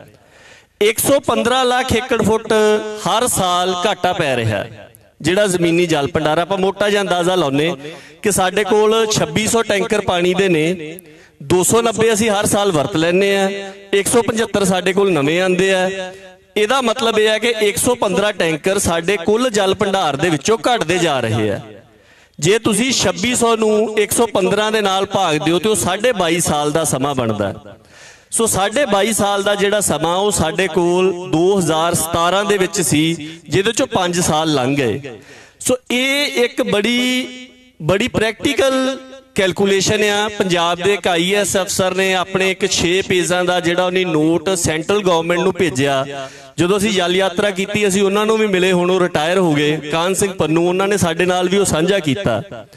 ਉਹਦੀ ਆਖਰੀ ਲਾਈਨ ਜੋ ਸਾਡੀ ਸਮਝ ਸੀਗੀ, ਅਸੀਂ ਜਦੋਂ ਸਾਲ 2002 ਦੇ ਕਰੀਬ ਇਸ ਮਸਲੇ ਬਾਰੇ ਜਾਣਨਾ ਸ਼ੁਰੂ ਕੀਤਾ ਸੀ, ਉਹ ਇਹ ਸੀ ਕਿ ਪੰਜਾਬ ਦਾ ਜਿਹੜਾ ਪਾਣੀ ਦਾ ਮਸਲਾ ਆ ਉਹ ਸਾਡੀ ਸਭਿਅਤਾ ਦੀ ਹੋਂਦ ਦਾ ਮਸਲਾ ਆ। ਉਹਨਾਂ ਨੇ ਵੀ ਜਿਹੜਾ ਕੇਂਦਰੀ ਸਰਕਾਰ ਨੂੰ ਆਪਣਾ ਨੋਟਿਸ ਭੇਜਿਆ 6 ਪੇਜ ਦਾ ਇੱਕ ਨੋਟ ਬਣਾ ਕੇ, ਉਹਦੀ ਆਖਰੀ ਲਾਈਨ ਉਹਨਾਂ ਨੇ ਇਹ ਲਿਖੀ ਕਿ it is a matter of civilization ਦੀ ਐਗਜ਼ਿਸਟੈਂਸ ਦਾ ਕੰਸਰਨ ਆ, ਇਹ ਸਾਡੀ ਸਭਿਅਤਾ ਦੀ ਹੋਂਦ ਦਾ ਮਸਲਾ ਆ। ਸੋ ਉਹਦੇ ਵਾਸਤੇ ਵੱਡਾ ਜਿਹੜਾ ਮਤਲਬ ਇੱਕ ਤਾਂ ਫਸਲੀ ਚੱਕਰ, ਝੋਨੇ ਦਾ ਜ਼ਿਆਦਾ ਲੱਗਣਾ, ਰੁੱਖਾਂ ਦਾ ਘੱਟ ਹੋਣਾ, ਪੰਜਾਬ ਦੇ ਵਿੱਚ ਜੰਗਲਾਤ ਦੇ ਹੇਠ ਰਕਬਾ ਘੱਟ ਹੋਣਾ, ਪੰਜਾਬ ਦੇ ਦਰਿਆਵਾਂ ਨੂੰ, ਜਿਹਨੂੰ ਕਿ US ਬਿਊਰੋ ਆਫ ਰੈਕਲੇਮੇਸ਼ਨ ਕਹਿੰਦਾ ਸੀ ਕਿ ਤੁਸੀਂ ਦਰਿਆਵਾਂ ਦੇ ਨਾਲ ਕਰੋ, ਆਪਣੇ ਨਾਲ ਪੱਛਮੀ ਪੰਜਾਬ ਆ ਸਭ ਤੋਂ ਬਿਹਤਰੀਨ ਦੁਨੀਆ 'ਚ ਨਹਿਰੀ ਢਾਂਚਾ ਮੰਨਿਆ ਜਾਂਦਾ, ਤੇ ਕੋਈ ਵੀ ਨਹਿਰ 60 ਕਿਲੋਮੀਟਰ ਤੋਂ ਜ਼ਿਆਦਾ ਲੰਬੀ ਨਹੀਂ ਹੈਗੀ। ਜਿੰਨੇ ਛੋਟੇ ਬੰਨ ਨੇ, ਦਰਿਆ ਭਰਪੂਰ ਵਗਦੇ ਆ, ਜਿਹਦੇ ਨਾਲ ਜ਼ਮੀਨ ਹੇਠਲਾ ਪਾਣੀ ਵੀ ਜਿਹੜਾ ਆ ਉਹ ਰੀਚਾਰਜ ਹੁੰਦਾ। ਸੋ ਇਹ ਸਾਰੇ ਕਾਸੇ ਦਾ ਸਾਡੀ ਹੋਂਦ ਦੇ ਨਾਲ ਤੇ ਸਾਡੀ ਖੇਤੀਬਾੜੀ ਦੇ ਨਾਲ ਬੜਾ ਜੁੜਿਆ ਹੋਇਆ, ਔਰ ਅਸੀਂ ਵੀ ਇਸ ਗੱਲ ਦੇ ਉੱਪਰ ਪਹੁੰਚੇ ਆ। ਮੇਰਾ ਆਖਰੀ ਨੁਕਤਾ, ਜਿੰਨੀਆਂ ਵੀ ਤੁਸੀਂ ਰਿਪੋਰਟਾਂ ਨੇ, 1990 ਦੇ ਵਿੱਚ ਖੇਤੀਬਾੜੀ ਯੂਨੀਵਰਸਿਟੀ ਨੇ ਕਹਿ ਦਿੱਤਾ ਕਿ 40 ਲੱਖ ਏਕੜ ਤੋਂ ਝੋਨਾ ਵੱਧ ਗਿਆ ਪੰਜਾਬ ਦੇ ਵਿੱਚ, ਜੇ ਇਸ ਤੋਂ ਜ਼ਿਆਦਾ ਵੱਧਦਾ ਰਿਹਾ ਤਾਂ ਜ਼ਮੀਨੀ ਜਲ ਭੰਡਾਰ ਦੇ ਉੱਪਰ ਬੋਝ ਵਧੀ ਜਾਣਾ, ਭਵਿੱਖ ਦੇ ਵਿੱਚ ਸੰਕਟ ਖੜਾ ਹੋ ਜਾਣਾ। 1986 ਦੇ ਵਿੱਚ ਸਰਦਾਰਾ ਸਿੰਘ ਜੌਹਲ ਹੋਣਾ ਨੇ ਰਿਪੋਰਟ ਦਿੱਤੀ ਕਿ ਪੰਜਾਬ ਦੇ ਵਿੱਚ ਖੇਤੀਬਾੜੀ ਦੀ ਵਿਭਿੰਨਤਾ ਲਿਆਓ। ਮਾਡਲ ਨੂੰ ਬਦਲਣ ਦੀ ਗੱਲ ਨਹੀਂ ਕੀਤੀ, ਘੱਟੋ ਘੱਟ ਫਸਲਾਂ ਨੂੰ ਤਾਂ ਬਦਲਿਆ ਜਾਵੇ ਨਾ, ਇੱਥੋਂ ਤੱਕ ਗੱਲ ਕੀਤੀ। ਸਰਕਾਰਾਂ ਨੂੰ ਉਦੋਂ ਦਾ ਪਤਾ, ਉਹਦੇ ਬਾਵਜੂਦ ਇਹ ਗੱਲਾਂ ਜਿਹੜੀਆਂ ਉਹ ਨਹੀਂ ਵਾਪਰੀਆਂ। ਔਰ ਇਸੇ ਨਾਲ ਸੰਬੰਧਿਤ 1-2 ਗੱਲਾਂ ਹੈਗੀਆਂ, ਮੇਰੇ ਖਿਆਲ ਦੁਬਾਰਾ ਜਦੋਂ ਮੌਕਾ ਆਇਆ ਤਾਂ ਮੈਂ ਉਹ ਵੀ 1-2 ਮਿਸਾਲਾਂ ਜੋ ਅਫਸਰਾਂ ਨਾਲ ਗੱਲਾਂ ਹੋਈਆਂ ਉਹ ਤੁਹਾਡੇ ਨਾਲ ਸਾਂਝੀਆਂ ਕਰਾਂਗੇ, ਜਿਹਦੇ ਤੋਂ ਇਹੀ ਨੁਕਤਾ ਸਾਬਤ ਹੁੰਦਾ ਹੈ ਕਿ ਸਰਕਾਰਾਂ ਨੂੰ ਪਤਾ ਸਭ ਕੁਝ ਹੈ, ਪਤਾ ਹੋਣ ਦੇ ਬਾਵਜੂਦ ਜਦੋਂ ਹੱਲ ਨਹੀਂ ਕੱਢਿਆ ਜਾਂਦਾ ਤਾਂ ਉੱਥੇ ਫਿਰ ਸਮਾਜ ਦੀ ਜ਼ਿੰਮੇਵਾਰੀ ਬਣਦੀ। ਮੇਰੇ ਖਿਆਲ ਉਸੇ ਤਰ੍ਹਾਂ ਦਾ ਹੀ ਉਦਮ ਲੈ ਕੇ ਆਪਾਂ ਅੱਜ ਇੱਥੇ ਬੈਠੇ ਹਾਂ। ਮਿਹਰਬਾਨੀ। ਗਾਜੀ ਭਾਜੀ ਨੇ ਜਿਹੜੇ ਨੁਕਤੇ ਤੇ ਗੱਲ ਛੱਡੀ ਹੈ, ਸਮਾਜ ਦੀ ਜ਼ਿੰਮੇਵਾਰੀ, ਮੈਂ ਜਦੋਂ ਛੋਟਾ ਹੁੰਦਾ ਸੀ, ਆਪਾਂ ਸਾਰੇ ਇੱਕੋ ਜਿਹੀ ਉਮਰ ਦੇ ਆ, ਥੋੜੇ 5-7 ਸਾਲਾਂ ਦੇ ਫਰਕ ਨਾਲ, ਤਾਂ ਮੈਂ ਦੇਖਦਾ ਰਿਹਾ ਕਿ ਸਮਾਜ ਆਪਣੇ ਕੁਦਰਤੀ ਸੋਮਿਆਂ ਨੂੰ ਓਨ ਕਰਦਾ ਸੀ। ਜਲ, ਜੰਗਲ ਤੇ ਜ਼ਮੀਨ, ਇਹ 3 ਪੈਦਾਵਾਰੀ ਸੋਮੇ ਆ ਜਿਹੜੇ ਕੁੱਲ ਦੁਨੀਆ ਦੇ ਸਰਮਾਏ ਦੇ ਜਣਕ ਹੈ। ਪੰਜਾਬ ਕੋਲੇ ਵਾਹਿਗੁਰੂ ਨੇ ਇਹ 3 ਸੋਮੇ ਭਰਪੂਰ ਮਾਤਰਾ 'ਚ ਬਖਸ਼ਿਸ਼ ਕੀਤੇ ਤੇ ਪੰਜਾਬੀਆਂ ਨੇ ਪਿਛਲੇ ਸਮਿਆਂ ਦੇ ਵਿੱਚ ਸਰਕਾਰਾਂ ਦੇ ਉੱਤੇ ਅੰਨ੍ਹੇਵਾਹ ਨਿਰਭਰ ਹੁੰਦੇ ਹੋਏ ਪੰਜਾਬ ਦੇ ਇਹਨਾਂ 3 ਕੁਦਰਤੀ ਸੋਮਿਆਂ ਦਾ ਘਾਣ ਕਰਨ ਦੇ ਵਿੱਚ ਬਰਾਬਰ ਦੀ ਭੂਮਿਕਾ ਨਿਭਾਈ ਹੈ। ਪਿੰਡਾਂ ਦੇ ਵਿੱਚ ਛੱਪੜ ਦੀ ਵੀ ਕਾਰ ਸੇਵਾ ਹੁੰਦੀ ਸੀ। ਹਰ ਸਾਲ ਜਾਂ 6 ਮਹੀਨਿਆਂ ਬਾਅਦ ਪਿੰਡ ਦੇ ਲੋਕ ਛੱਪੜ ਸਾਫ਼ ਕਰਦੇ ਸੀ, ਉਹਦੇ 'ਚ ਨਵਾਂ ਪਾਣੀ ਪੈਂਦਾ ਰਵੇ ਉਹਦੀ ਵਿਵਸਥਾ ਕਰਦੇ ਸੀ। ਤੇ ਅਸੀਂ ਵੇਂਦਿਆਂ ਛੱਪੜਾਂ ਨੂੰ ਸੀਵਰੇਜ ਦੇ ਜਿਹੜੇ ਹੈਗੇ ਆ ਟੋਇਆਂ 'ਚ ਕਨਵਰਟ ਕਰਤਾ। ਦੋਨੇ ਹੱਥਾਂ ਨਾਲ ਤਾੜੀ ਵੱਜੀ ਆ। ਅਸੀਂ ਸਰਕਾਰ ਨੂੰ ਜਿੰਨਾ ਜ਼ਿੰਮੇਦਾਰ ਮੰਨਾਂਗੇ ਉਸ ਤੋਂ ਕਿਤੇ ਵੱਧ ਜ਼ਿੰਮੇਦਾਰ ਅਸੀਂ ਖੁਦ ਵੀ ਆ। ਤਾਂ ਜਦੋਂ ਸਮਾਜ ਆਪਣੇ ਅਧਿਕਾਰ ਆਪਣੇ ਸੋਮਿਆਂ ਤੋਂ ਛੱਡਦਾ ਤੇ ਫਿਰ ਸਰਕਾਰਾਂ ਵੀ ਮਾਣਾਈਆਂ ਕਰਦੀਆਂ ਤੇ ਉਹਨਾਂ ਮਾਣਾਈਆਂ ਦਾ ਨਤੀਜਾ ਹੁਣ ਅਸੀਂ ਭੁਗਤਦੇ ਪਏ ਆ। ਹਰੀ ਕ੍ਰਾਂਤੀ ਵਾਲਾ ਵੀ ਇਹੀ ਮਸਲਾ ਕਮਲਜੀਤ ਹੇਅਰ ਜੀ ਤੱਕ ਮਾਈਕ ਪਹੁੰਚਾਈਏ। ਤਾਂ ਭਾਜੀ ਅਸੀਂ ਆਪਣੀ ਖੇਤੀ ਤੋਂ ਆਪਣਾ ਅਧਿਕਾਰ ਛੱਡਿਆ, ਅਸੀਂ ਆਪਣੇ ਬਾਕੀ ਸੋਮਿਆਂ ਤੋਂ ਆਪਣਾ ਅਧਿਕਾਰ ਛੱਡਿਆ ਤੇ ਅੱਜ ਅਧਿਕਾਰਾਂ ਦੀ ਲੜਾਈ ਇੱਕ ਵੱਡੀ ਲੜਾਈ ਬਣ ਗਈ ਹੈ। ਤੇ ਬਦਲਵਾਂ ਖੇਤੀ ਮਾਡਲ ਜਿਹੜਾ ਹੈਗਾ ਉਹਨੂੰ ਸਰਕਾਰਾਂ ਰਿਕੋਗਨਾਈਜ਼ ਕਰਨ, ਇਹ ਵੀ ਇੱਕ ਵੱਡੀ ਲੜਾਈ ਬਣ ਗਈ ਹੈ। ਇਹਨੂੰ ਕਿਵੇਂ ਰਿਕੋਗਨਾਈਜ਼ ਕਰਵਾਈਏ, ਕਿਹਦੀ ਲੋੜ ਹੈ, ਸਹਿਯੋਗ ਕਿਹਦਾ ਚਾਹੀਦਾ? ਜਿਹੜੇ ਸਾਡੇ ਸਾਹਮਣੇ ਬੈਠੇ ਆ, ਜਿਹੜੇ ਸਾਨੂੰ ਸੁਣ ਰਹੇ ਆ, ਕਿ ਉਹਨਾਂ ਦੇ ਸਹਿਯੋਗ ਤੋਂ ਬਿਨਾਂ ਇਹ ਗੱਲ ਅੱਗੇ ਵੱਧ ਸਕਦੀ ਹੈ? ਬਿਲਕੁਲ ਗੁਰਪ੍ਰੀਤ ਜੀ, ਇਹਦੇ ਨਾਲ ਥੋੜਾ ਜਿਹਾ ਜੁੜਦਾ ਪਹਿਲੂ ਮੈਂ ਇੱਕ ਹੋਰ ਵਿਸ਼ਾ ਟੱਚ ਕਰਨਾ ਚਾਹੂੰਗਾ। ਇੱਕ ਇੰਗਲੈਂਡ ਦਾ ਅਧਿਕਾਰੀ ਹੋਇਆ ਸੀਗਾ sir Albert Harvard. Albert Harvard ਜਿਹੜਾ ਹੈਗਾ ਉਹ ਪੰਜਾਬ ਦੇ ਵਿੱਚ, ਇੰਡੀਆ ਦੇ ਵਿੱਚ ਆਉਂਦਾ ਹੈਗਾ ਤੇ ਉਹ 25 ਸਾਲ ਇੰਡੀਆ ਦੇ ਵਿੱਚ ਰਿਹਾ ਹੈ। ਤਾਂ ਉਹ ਇੱਕ ਖੇਤੀ ਵਿਗਿਆਨੀ ਸੀ ਤੇ ਉਹਦੀ ਇੱਕ ਮਸ਼ਹੂਰ ਕਿਤਾਬ ਵੀ ਉਹਨੇ ਲਿਖੀ ਹੈ, ਦਾ ਐਗਰੀਕਲਚਰ ਟੈਸਟਾਮੈਂਟ। ਤਾਂ ਇੱਕ ਕੋਟੇਸ਼ਨ ਉਹਦੇ ਨਾਮ ਦੇ ਨਾਲ ਜਦੋਂ ਉਹਨੂੰ ਯਾਦ ਕੀਤਾ ਜਾਂਦਾ ਹੈ ਤਾਂ ਲਿਖੀ ਜਾਂਦੀ ਹੈ। ਉਹ ਕਹਿੰਦਾ ਹੈਗਾ ਕਿ ਕਿਸੇ ਵੀ ਖਿੱਤੇ ਦੇ ਲੋਕਾਂ ਦੀ ਸਿਹਤ ਤੇ ਉਸ ਖਿੱਤੇ ਦੇ ਵਿੱਚ ਰਹਿਣ ਵਾਲੇ ਜੀਵਾਂ ਦੀ ਸਿਹਤ ਤੇ ਉਸ ਖਿੱਤੇ ਦੀ ਵਨਸਪਤੀ ਦੀ ਸਿਹਤ ਦਾ ਸਿੱਧਾ ਸੰਬੰਧ ਉਸ ਖਿੱਤੇ ਦੀ ਮਿੱਟੀ ਦੀ ਸਿਹਤ ਨਾਲ ਹੁੰਦਾ ਹੈ। ਤਾਂ ਜਿਸ ਕਿਸੇ ਖਿੱਤੇ ਦੀ ਮਿੱਟੀ ਚੰਗੀ ਹੈ, ਮਿੱਟੀ ਜਿਉਂਦੀ ਹੈ, ਤਾਂ ਉਸ ਖਿੱਤੇ ਦੀ ਵਨਸਪਤੀ ਤੇ ਜੀਵ ਵੈਸੇ ਹੀ ਹੋਣਗੇ। ਸੋ ਬੜਾ ਗਹਿਰਾ ਸੰਬੰਧ ਹੈਗਾ ਸਾਡੇ ਪੰਜਾਬ ਦੀ ਮਿੱਟੀ ਦਾ ਸਾਡੀ ਸਿਹਤ ਦੇ ਨਾਲ। ਅੱਜ ਸਾਡੀ ਸਿਹਤ ਦਾ ਕੀ ਹਾਲ ਹੋਇਆ ਪਿਆ ਉਹ ਕਿਸੇ ਤੋਂ ਕੋਈ ਲੁਕਿਆ ਛਿਪਿਆ ਨਹੀਂ ਹੈ। ਅੱਜ ਬਿਮਾਰੀਆਂ ਨੇ ਕੀ ਹਾਲਾਤ ਬਣ ਚੁੱਕੇ ਹੈ ਉਹ ਕਿਸੇ ਤੋਂ ਲੁਕੇ ਛਿਪੇ ਨਹੀਂ ਹੈ। ਤੋ ਸਿੱਧਾ ਸੰਬੰਧ ਸਾਡੀ ਮਿੱਟੀ ਨਾਲ ਹੈ ਕਿ ਅਸੀਂ ਮਿੱਟੀ ਜਿਹੜੀ ਸਾਡੀ ਹੈਗੀ ਹੈ, ਮੈਂ ਵਾਰ-ਵਾਰ ਉਹਦੇ ਤੇ ਹੀ ਜ਼ੋਰ ਦੇ ਰਿਹਾ ਹੈਗਾ ਕਿ ਸਾਡੀ ਮਿੱਟੀ ਮਰ ਰਹੀ ਹੈ। ਸਾਡੀ ਮਿੱਟੀ ਦੇ ਵਿੱਚ ਖੁਰਾਕੀ ਤੱਤ ਨਹੀਂ ਹੈ। ਜਦੋਂ ਖੁਰਾਕੀ ਤੱਤ ਸਾਨੂੰ ਨਹੀਂ ਮਿਲਦੇ ਤਾਂ ਫਿਰ ਤਰ੍ਹਾਂ ਦੀਆਂ ਸਾਨੂੰ ਬਿਮਾਰੀਆਂ ਘੇਰਦੀਆਂ। ਤਾਂ ਸਾਨੂੰ ਹੁਣ ਹੋਂਦ ਬਚਾਉਣ ਵਾਸਤੇ ਖੇਤੀ ਮਾਡਲ ਬਦਲਣਾ ਪੈਣਾ ਹੈ। ਉਹਦੀ ਸਾਨੂੰ ਜ਼ਰੂਰਤ ਮਹਿਸੂਸ ਹੋ ਰਹੀ ਹੈ ਕਿ ਸਾਨੂੰ ਹੁਣ ਸਾਡੀ ਹੋਂਦ ਨੂੰ ਖਤਰਾ ਹੋ ਗਿਆ। ਤਾਂ ਇੰਨੀਆਂ ਬਿਮਾਰੀਆਂ ਨੇ ਸਾਨੂੰ ਘੇਰ ਲਿਆ ਹੈਗਾ। ਤਾਂ ਕਦੇ-ਕਦੇ ਸੋਚਦੇ ਆ ਕਿ ਇਹਦੇ ਬਾਰੇ ਕੌਣ ਸੋਚੂਗਾ? ਹੁਣੇ ਕੀ ਸਰਕਾਰਾਂ ਸੋਚਣਗੀਆਂ ਕਿ ਖੇਤੀ ਮਾਡਲ ਬਦਲਣਾ ਹੈ? ਕੌਣ ਸੋਚੂਗਾ? ਇਹ ਤਾਂ ਸਮਾਜ ਨੂੰ ਅੱਗੇ ਆਉਣਾ ਪੈਣਾ ਹੈ। ਤਾਂ ਸਾਨੂੰ ਸੋਚਣਾ ਪੈਣਾ ਕਿ ਆਪਣਾ ਮਾਸ ਕਿਵੇਂ ਬਚਾਉਣਾ। ਹੁਣ ਤਾਂ ਉਹ ਮਾਸ ਬਚਾਉਣ ਵਾਲੀ, ਆਪਦੀ ਹੋਂਦ ਬਚਾਉਣ ਵਾਲੀ ਉੱਥੋਂ ਤੱਕ ਗੱਲ ਪਹੁੰਚ ਗਈ ਹੈ।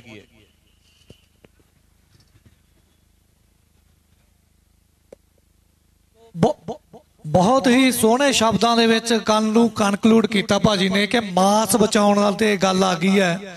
ਤੇ ਇਹ ਕੱਲੇ ਇੱਕ ਅੱਧੇ ਬੰਦੇ ਦੀ ਹੋਂਦ ਦਾ ਸਵਾਲ ਨਹੀਂ, ਸਾਡੀ ਸਾਰਿਆਂ ਦੀ, ਪੰਜਾਬ ਦੇ ਸਰਬੱਤ ਦੀ ਹੋਂਦ ਦਾ ਸਵਾਲ ਹੈ। ਕੱਲੇ ਇਨਸਾਨਾਂ ਦੀ ਹੋਂਦ ਦਾ ਸਵਾਲ ਨਹੀਂ ਹੈਗਾ, ਸਾਡੀਆਂ 84 ਲੱਖ ਜੂਨਾਂ ਦੀ ਹੋਂਦ ਦਾ ਸਵਾਲ ਹੈ। ਪੱਪੀ ਭਾਜੀ, ਬਾਈ ਜੀ ਨੇ ਗੱਲ ਕੀਤੀ ਕਿ ਸਰਕਾਰ ਬਚਾਏਗੀ। ਮੈਂ ਤੁਹਾਨੂੰ ਇਹਦੇ ਚ ਇਨਵੋਲਵ ਕਰਨਾ ਚਾਹਣਾ। ਹਾਂਜੀ, ਦੇਖੋ ਪਾਣੀ ਦੀ ਜਿਹੜੀ ਰਾਜਨੀਤੀ ਹੈ ਉਹ ਪਾਣੀ ਤੋਂ ਬਿਨਾਂ ਖੇਤੀ ਹੋਣੀ ਨਹੀਂ। ਜੇ ਪਾਣੀ ਮੁੱਕੇਗਾ, ਦਰਿਆਈ ਪਾਣੀ ਸਾਡਾ 100 ਦੇ ਵਿੱਚੋਂ 80% ਬਾਹਰ ਜਾ ਰਿਹਾ। ਧਰਤੀ ਹੇਠ ਦਾ ਪਾਣੀ, ਸਾਨੂੰ ਦਰਿਆਈ ਪਾਣੀ ਦੇ ਨਾਲ ਖੇਤੀ ਕਰਨੀ ਚਾਹੀਦੀ ਸੀ ਜਿੰਨੇ ਏਰੀਏ 'ਚ ਹੋ ਸਕਦੀ ਸੀ। ਉਹਦੀ ਬਜਾਏ ਅਸੀਂ ਧਰਤੀ ਹੇਠਲੇ ਪਾਣੀ ਨੂੰ ਵਰਤ ਰਹੇ ਹਾਂ। ਇਹ ਸਾਰਾ ਕੁਝ ਸਮਾਜ ਨੇ ਕੀਤਾ, ਸਰਕਾਰ ਨੇ ਕਰਾਇਆ। ਤੇ ਕੀ ਜੇ ਪਾਣੀ ਪੰਜਾਬ ਦਾ ਮੁੱਕੇਗਾ ਕੱਲਾ ਸਿੱਖਾਂ ਦਾ ਮੁੱਕੇਗਾ ਕਿ ਇੱਥੇ ਰਹਿਣ ਵਾਲੇ ਹਰੇਕ ਉਸ ਤਬਕੇ ਹਰੇਕ ਉਸ ਫਿਰਕੇ ਦਾ ਮੁੱਕੇਗਾ ਜਿਹੜਾ ਪੰਜਾਬ ਦੇ ਵਿੱਚ ਪੈਦਾ ਹੋਇਆ? ਤੇ ਕੀ ਪੰਜਾਬ ਦੇ ਪਾਣੀ ਦੀ ਲੜਾਈ ਕੱਲੇ ਸਿੱਖਾਂ ਦੀ ਲੜਾਈ ਹੈ? ਇਹ ਥੋੜਾ ਜਿਹਾ ਨੁਕਤਾ ਸਪਸ਼ਟ ਕਰਕੇ ਆਪਾਂ ਅੱਗੇ ਵਧੀਏ। ਹਾਂ, ਮੇਰੇ ਖਿਆਲ ਦੇ ਵਿੱਚ ਕੋਈ ਐਦਾਂ ਦੀ ਗੱਲ ਤਾਂ ਨਹੀਂ ਹੈਗੀ ਕਿ ਇਹ ਪੰਜਾਬ ਦੇ ਕੋਈ ਸਿੱਖਾਂ ਦੀ ਜਾਂ ਹਿੰਦੂਆਂ ਦੀ ਕਿਸੇ ਦੀ ਲੜਾਈ ਹੈ। ਸਮੁੱਚੇ ਪੰਜਾਬ ਦੀ ਜਿਹੜੀ ਸਿਵਲਾਈਜੇਸ਼ਨ ਹੈਗੀ ਆ ਉਸੇ ਦੀ ਲੜਾਈ ਹੈਗੀ ਹੈ। ਇਹਦੇ ਵਿੱਚ ਤਿੰਨ ਧਿਰਾਂ ਮੌਜੂਦ ਨੇ। ਨੰਬਰ 1 ਸਰਕਾਰ ਹੈ, ਨੰਬਰ 2 ਆਮ ਲੋਕ ਜਾਂ ਆਮ ਕਿਸਾਨ ਨੇ, ਨੰਬਰ 3 ਇੱਕ ਜਿਹੜਾ ਪ੍ਰੈਸ਼ਰ ਗਰੁੱਪ ਹੈਗੇ ਨੇ ਉਹ ਸਾਡੇ ਕਿਸਾਨ ਸੰਗਠਨ ਨੇ। ਤੁਸੀਂ ਗੁਰਪ੍ਰੀਤ ਜੀ ਸ਼ਾਇਦ ਸ਼ਾਮਲ ਰਹੇ ਹੋਗੇ, ਕਮਲਜੀਤ ਹੇਅਰ ਜੀ ਵੀ ਨਾਲ ਰਹੇ ਆ ਕਿ ਸਰਕਾਰਾਂ ਦੇ ਨਾਲ ਘੱਟੋ ਘੱਟ ਅਸੀਂ 3 ਬੰਦਿਆਂ ਨੇ ਪਤਾ ਨਹੀਂ ਕਿੰਨੀਆਂ ਵਾਰੀਆਂ ਸੈਂਕੜੇ ਮੀਟਿੰਗਾਂ ਨੇ ਜਿਹੜੀਆਂ ਉਹ ਅਲੱਗ-ਅਲੱਗ, ਚਾਹੇ ਅਕਾਲੀ ਸਰਕਾਰ ਆਈ, ਚਾਹੇ ਕਾਂਗਰਸ ਸਰਕਾਰ ਆਈ, ਚਾਹੇ ਹੁਣ ਆਪ ਸਰਕਾਰ ਹੈ। ਮਤਲਬ ਇੱਥੋਂ ਤੱਕ ਕਿ ਮੈਂ ਔਰ ਗੁਰਪ੍ਰੀਤ ਔਰ ਡਾਕਟਰ ਅਮਰ ਸਿੰਘ ਆਜ਼ਾਦ ਹੋਰਾਂ ਨੇ ਅਸੀਂ ਪੰਜਾਬ ਦੀ ਵਿਧਾਨ ਸਭਾ ਦੇ ਵਿੱਚ ਜਾ ਕੇ ਇਹ ਜਿਹੜਾ ਪੰਜਾਬ ਦਾ ਖੇਤੀ ਮਾਡਲ ਹੈ ਇਹਦੀ ਗੱਲ ਅਸੀਂ ਪੰਜਾਬ ਦੀ ਵਿਧਾਨ ਸਭਾ ਦੇ ਵਿੱਚ ਰੱਖੀ। ਸ਼ਾਇਦ ਉਹ ਪਹਿਲਾ ਸਮਾਂ ਸੀਗਾ ਜਿਹਦੇ ਵਿੱਚ ਪੰਜਾਬ ਦੀ ਵਿਧਾਨ ਸਭਾ ਤੋਂ ਬਾਹਰਲੇ ਕਿਸੇ ਬੰਦਿਆਂ ਨੂੰ ਬੋਲਣ ਲਈ ਸਮਾਂ ਦਿੱਤਾ ਗਿਆ ਹੋਵੇ। ਲੇਕਿਨ ਜੋ ਅਸੀਂ ਦੇਖਿਆ, ਜੋ ਮੇਰਾ ਹੁਣ ਤੱਕ ਦਾ ਤਜਰਬਾ, ਉਹਦੇ ਵਿੱਚ ਸਰਕਾਰਾਂ ਤੋਂ ਮੈਨੂੰ ਲੱਗਦਾ ਕਿ ਇਸ ਗੱਲ ਦੀ ਕੋਈ ਬਹੁਤੀ ਆਸ ਵਾਲੀ ਗੱਲ ਜਿਹੜੀ ਆ ਉਹ ਦਿਖਦੀ ਨਹੀਂ ਹੈਗੀ। ਰਹਿ ਗਈਆਂ ਪਿੱਛੇ 2 ਧਿਰਾਂ। ਪੰਜਾਬ ਦੇ ਜਿਹੜੇ ਕਿਸਾਨ ਸੰਗਠਨ ਨੇ ਉਹਨਾਂ ਦਾ ਪੰਜਾਬ ਦੇ ਵਿੱਚ ਬਹੁਤ ਵੱਡਾ ਵਜੂਦ ਹੈ ਔਰ ਉਹ ਕਿਸਾਨ ਸੰਗਠਨ ਨੇ ਜਿਨ੍ਹਾਂ ਨੇ ਦਿੱਲੀ ਦੇ ਵਿੱਚੋਂ ਐਡੇ ਐਡੇ ਬਿੱਲ ਵਾਪਸ ਕਰਵਾਏ ਨੇ। ਮੈਂ ਔਰ ਡਾਕਟਰ ਅਮਰ ਸਿੰਘ ਆਜ਼ਾਦ ਹੋਰਾਂ ਨੇ ਇੱਕ ਵਾਰੀ, ਮੈਨੂੰ ਯਾਦ ਹੈ ਕਿ ਮੋਗੇ ਦੇ ਵਿੱਚ ਪੰਜਾਬ ਦੀਆਂ ਸਾਂਝੀਆਂ ਜਿਹੜੀਆਂ ਕਿਸਾਨ ਜਥੇਬੰਦੀਆਂ ਸੀ, 7 ਕਿਸਾਨ ਜਥੇਬੰਦੀਆਂ ਦਾ ਉਦੋਂ ਵੱਡਾ ਪਲੇਟਫਾਰਮ ਹੁੰਦਾ ਸੀ, ਉਹਨਾਂ ਨਾਲ ਮੀਟਿੰਗ ਕੀਤੀ। ਉਹਨਾਂ ਨੂੰ ਅਸੀਂ, ਇਹ ਅੱਜ ਤੋਂ ਕੋਈ 7-8 ਸਾਲ ਪਹਿਲਾਂ ਦੀ ਗੱਲ ਹੈ, ਅਸੀਂ ਉਸ ਵੇਲੇ ਉਹਨਾਂ ਨੂੰ ਕਿਹਾ ਕਿ ਤੁਹਾਨੂੰ ਕਿਸਾਨ ਸੰਗਠਨਾਂ ਨੂੰ ਕਿ ਤੁਹਾਡਾ ਬਹੁਤ ਵੱਡਾ ਪ੍ਰਭਾਵ ਹੈ, ਤੁਹਾਡੇ ਹਜ਼ਾਰਾਂ ਮੈਂਬਰ ਨੇ, ਲੱਖਾਂ ਮੈਂਬਰ ਨੇ, ਕਿ ਤੁਹਾਨੂੰ ਬਦਲਵੇਂ ਖੇਤੀ ਮਾਡਲ ਦੀ ਗੱਲ ਕਰਨੀ ਚਾਹੀਦੀ ਹੈ। ਲੇਕਿਨ ਮੈਨੂੰ ਅਫਸੋਸ ਨਾਲ ਕਹਿਣਾ ਪੈ ਰਿਹਾ ਕਿ ਉਹਨਾਂ ਨੇ ਸਾਡੀ ਗੱਲ ਕਿਸੇ ਨੇ ਬਹੁਤੀ ਸੁਣੀ ਨਹੀਂ ਹੈ। ਹੁਣ ਉਸ ਤੋਂ ਬਾਅਦ ਕਿਸਾਨੀ ਅੰਦੋਲਨ ਆਇਆ ਤਾਂ ਉੱਥੇ ਦੁਬਾਰਾ ਫਿਰ ਇਹ ਬਦਲਵੇਂ ਖੇਤੀ ਮਾਡਲ ਦੀ ਗੱਲ ਆ ਜਿਹੜੀ ਉਹ ਆਈ ਹੈ ਔਰ ਕੁਝ ਕਿਸਾਨ ਸੰਗਠਨਾਂ ਨੇ ਬਦਲਵੇਂ ਖੇਤੀ ਮਾਡਲ ਦੇ ਉੱਤੇ ਗੱਲ ਕਰਨੀ ਸ਼ੁਰੂ ਕੀਤੀ ਹੈ। ਪਰ ਤੀਜੀ ਧਿਰ ਉਹ ਹੈ ਜਿਹਦੇ ਵਿੱਚ ਕਮਲਜੀਤ ਹੇਅਰ ਨੇ, ਜਿਹਦੇ ਵਿੱਚ ਸਾਡੇ ਇਹ ਦੋਸਤ ਨੇ ਜਾਂ ਹੋਰ ਬਹੁਤ ਸਾਰੇ ਕਿਸਾਨ ਬੈਠੇ ਨੇ, ਬਲਵਿੰਦਰ ਸਿੰਘ ਹੋਰੀ ਹੋਰ ਬੈਠੇ ਨੇ, ਜਿਨ੍ਹਾਂ ਨੇ ਇੰਡੀਵਿਜੂਅਲ ਰੂਪ ਦੇ ਵਿੱਚ ਆਪਣੇ ਖੇਤਾਂ ਦੇ ਵਿੱਚ ਆਪਣਾ ਧਨ ਗਵਾ ਕੇ, ਆਪਣੀ ਸ਼ਕਤੀ ਗਵਾ ਕੇ, ਆਪਣਾ ਬਹੁਤ ਕੁਝ ਗਵਾ ਕੇ ਇੱਕ ਖੇਤੀ ਮਾਡਲ ਜਿਹੜੇ ਖੜੇ ਕਰਨ ਦੀ ਕੋਸ਼ਿਸ਼ ਕੀਤੀ। ਉਹ ਖੇਤੀ ਮਾਡਲਾਂ ਦੇ ਵਿੱਚ ਸਾਡੇ ਆਪਸੀ ਮਤਭੇਦ ਵੀ ਹੋ ਸਕਦੇ ਨੇ, ਲੇਕਿਨ ਕਮਲਜੀਤ ਹੋਰਾਂ ਨੇ ਜਿੱਦਾਂ ਆਪਣੀ 1 ਲੱਖ ਰੁਪਏ ਦੀ ਵਕਾਲਤ ਦੀ ਪ੍ਰੈਕਟਿਸ ਛੱਡ ਕੇ ਇੱਕ ਆਪਣਾ ਕੈਰੀਅਰ ਦਾ ਤੇ ਉੱਤੇ ਲਾ ਕੇ ਇੱਕ ਖੇਤੀ ਮਾਡਲ ਖੜਾ ਕਰਨ ਦੀ ਕੋਸ਼ਿਸ਼ ਕੀਤੀ। ਉਹ ਇਹਨਾਂ ਨੇ ਆਪਣੇ ਲਈ ਨਹੀਂ, ਮੈਂ ਸਮਝਦਾ ਕਿ ਉਹਨਾਂ ਨੇ ਇਹ ਪੰਜਾਬ ਲਈ ਕੀਤਾ ਹੈਗਾ। ਐਸੇ ਤਰ੍ਹਾਂ ਪੰਜਾਬ ਦੇ ਵਿੱਚ 2-2.5 ਹਜ਼ਾਰ ਇੱਕ ਐਸਾ ਕਿਸਾਨ ਹੈਗਾ ਜਿਨ੍ਹਾਂ ਨੇ ਇੰਡੀਵਿਜੂਅਲ ਰੂਪ ਦੇ ਵਿੱਚ ਖੇਤੀ ਮਾਡਲ ਦੇ ਉੱਤੇ ਕੰਮ ਕਰਨ ਦੀ ਕੋਸ਼ਿਸ਼ ਕੀਤੀ ਹੈ। ਮੈਂ ਸਮਝਦਾ ਕਿ ਉਹਨਾਂ ਦੇ ਜਿਹੜੇ ਅਨੁਭਵ ਨੇ ਉਹਨਾਂ ਨੂੰ ਇੱਕ ਥਾਂ ਤੇ ਇਕੱਠਿਆਂ ਕਰਨਾ ਤੇ ਉਹਨਾਂ ਨੂੰ ਕਿਸੇ ਇੱਕ ਲੜੀ 'ਚ ਪਰੋਣਾ ਬਹੁਤ ਜ਼ਰੂਰੀ ਹੈ। ਜਿਵੇਂ ਗੁਰਮਿੱਤਰ ਹੋਰਾਂ ਨੇ ਉਹ ਖੇਤੀ ਜਿਹੜੀ ਅੱਜ ਤੋਂ 50 ਸਾਲਾਂ ਨੂੰ ਆਉਣੀ ਹੈ ਬਿਨਾਂ ਪਾਣੀ ਵਾਲੀ, ਉਹ ਅੱਜ ਹੀ ਕਰਕੇ ਸਾਨੂੰ ਦਿਖਾਤੀ। ਉਹਨਾਂ ਨੇ ਦੱਸਿਆ ਕਿ ਸਾਨੂੰ ਕਿਵੇਂ ਇਹਦੇ ਲਈ ਨੇਟਿਵ ਸੀਡ ਨੇ ਜਿਹੜੇ ਉਹਦੇ ਉੱਤੇ ਕੰਮ ਕਰਨ ਦੀ ਲੋੜ ਹੈ।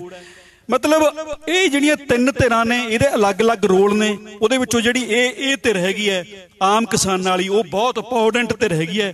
ਮੈਨੂੰ ਲੱਗਦਾ ਕਿ ਇਹ ਧਿਰ ਇੱਕ ਪੰਜਾਬ ਦੇ ਵਿੱਚ ਕੋਈ ਨਵਾਂ ਖੇਤੀ ਮਾਡਲ ਆ ਜਿਹੜਾ ਉਹ ਦੇਣ ਦੇ ਕਾਬਲੀਅਤ ਰੱਖਦੀ ਹੈ। ਇਸ ਨੂੰ ਇੱਕ ਲੜੀ 'ਚ ਪਰੋਣਾ ਜਿਹੜਾ ਹੈਗਾ ਉਹ ਤੁਹਾਡੇ ਵਰਗੇ ਬੰਦਿਆਂ ਦਾ ਕੰਮ ਹੈ। ਸੋ ਮੈਂ ਤੁਹਾਡੇ ਸਾਰਿਆਂ ਦੇ ਧਿਆਨ 'ਚ ਲਿਆਉਣਾ ਚਾਹੁੰਦਾ ਹੈ, ਜਿਨ੍ਹਾਂ ਕਿਸਾਨ ਭਰਾਵਾਂ ਦੀ ਇਹਨਾਂ ਨੇ ਗੱਲ ਕੀਤੀ ਉਹ ਸਾਡੇ ਵਿੱਚ ਥੱਲੇ ਆਡੀਅנס ਦੇ ਵਿੱਚ ਮੌਜੂਦ ਨੇ। ਮੈਂ ਉਹਨਾਂ ਨੂੰ ਕਹਾਂਗਾ ਕਿ ਖੜੇ ਹੋ ਕੇ ਅਮਰਨਾਥ ਸਿੰਘ ਚੌਹਾਨ, ਸੁਖਰਾਜ ਸਿੰਘ ਲਾਲੀ ਚੰਦਪਾਨ ਤੋਂ, ਬਾਈ ਕਰਮ ਸਿੰਘ ਜੀ ਕੁੱਤੀਵਾਲ ਖੁਰਦ ਤੋਂ, ਬਲਵਿੰਦਰ ਸਿੰਘ ਜੈ ਸਿੰਘ ਵਾਲਾ ਵੀ ਮੌਜੂਦ ਨੇ ਤੇ ਹੋਰ ਵੀ ਜਿਨ੍ਹਾਂ ਦਾ ਮੈਂ ਨਾਮ ਨਹੀਂ ਜਾਣਦਾ, ਸਵਰਨ ਸਿੰਘ ਜੀ ਕਰਮਗੜ੍ਹ 17 ਤੋਂ। ਇਹ ਬੰਦੇ 2005 ਤੋਂ ਤੇ ਕੋਈ ਉਸ ਤੋਂ ਵੀ ਪਹਿਲਾਂ ਤੋਂ ਪੱਲਿਓਂ ਪੈਸੇ ਖਰਚ ਕੇ ਬਦਲਵਾਂ ਖੇਤੀ ਮਾਡਲ ਸਿਰਜਣ ਦੀ ਕੋਸ਼ਿਸ਼ ਕਰ ਰਹੇ ਆ। ਰਮਨਦੀਪ ਸਿੰਘ ਸਿੱਧੂ, ਉਹ ਵੀ ਫਕਰਸਰ ਥੇੜੀ ਤੋਂ। ਇਹ ਸਾਰੇ ਉਹ पंजाब दी धरती दे वो सपूत है जिन्हां ने अपने पल्लियों पैसे खर्च के पंजाब दी धरती नूं बदलवा खेती मॉडल देण वास्ते जिहड़ा हैगा बहुत जिहड़ा हैगा मेहनत कीती है, तरदद कीता है ते उन्हां दा असीं शुक्रगुजार हाँ। उन्हां नूं असीं इत्थों तुहाडे सामने करते हुए माण महसूस कर रहे हैं। बैठो जी। ते मैं गाजी भाजी कोले आवांगा।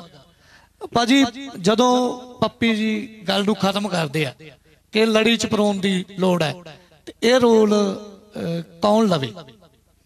गुरप्रीत तक इंडिविजुअल है, वो कहते तुहाडे वर्गे बंदियां नूं लेना चाहिए। मैं चाहूँगा तुहाडे वर्गियां संस्थावां नूं लेना चाहिए। किवें होऊगा इह? देखो इस संबंध दे विच जिहड़े 2-3 नुकते आए आ सरकारां दी भूमिका बारे, है ना, क्योंकि जदों आपां उत्थों गल नूं करके अगे करांगे ये जिहड़ा नुकता तुसीं दस्सिया बहुत इंपॉर्टेंट है, इहदे उपर भी आउने आ। मैं Pritam Singh IAS planning commission दे चेयरमैन रहे, 25 साल प्लैनिंग कमीशन दे विच रहे ते उन्हां नूं भी मिले जदों असीं 2006-7 दे लागे दी गल होगी दरियाड़ी पाणियां दे मामले दे विच जदों खोज करदे फिरदे सी। उन्हां ने ये गल कही, वो कहंदे कि मैं जदों प्लैनिंग कमीशन दा चेयरमैन सी असीं पंजाब दे विचों इलाके आइडेंटिफाई कीते कि जिद्दां मोगे दा एरिया आ बहुत तेजी दे नाल पानी हेठां डिग रिहा। कहंदे कि असीं पंजाब दे विच इलाके जुड़े घट्टो घट्ट फसली चक्कर जिहड़ा वो बदलिया जावे। असीं कहंदे भी 2 वार जदों चेयरमैन सी कहंदे असीं पूरी विਉਂਤ तैयार कीती इस गल दे लई कि ये इलाके पहल दे आधार दे उपर करने आ, आह बदलवीआं फसलां लैके आउणीआं, उन्हां दी मार्केटिंग दा किस तरीके नाल करना, प्राइस इंश्योरेंस किस तरह करनी है। कहंदे भी जदों असीं बिल्कुल उस चीज़ नूं इंप्लीमेंट करन दे लई सरकारां नूं मनाया तां दोवें वार सेंटर दे वल्लों कणक झोने दे फसली चक्कर दे उपर सूबिआं दे वास्ते इंसेंटिव अनाउंस कर दित्ता गया।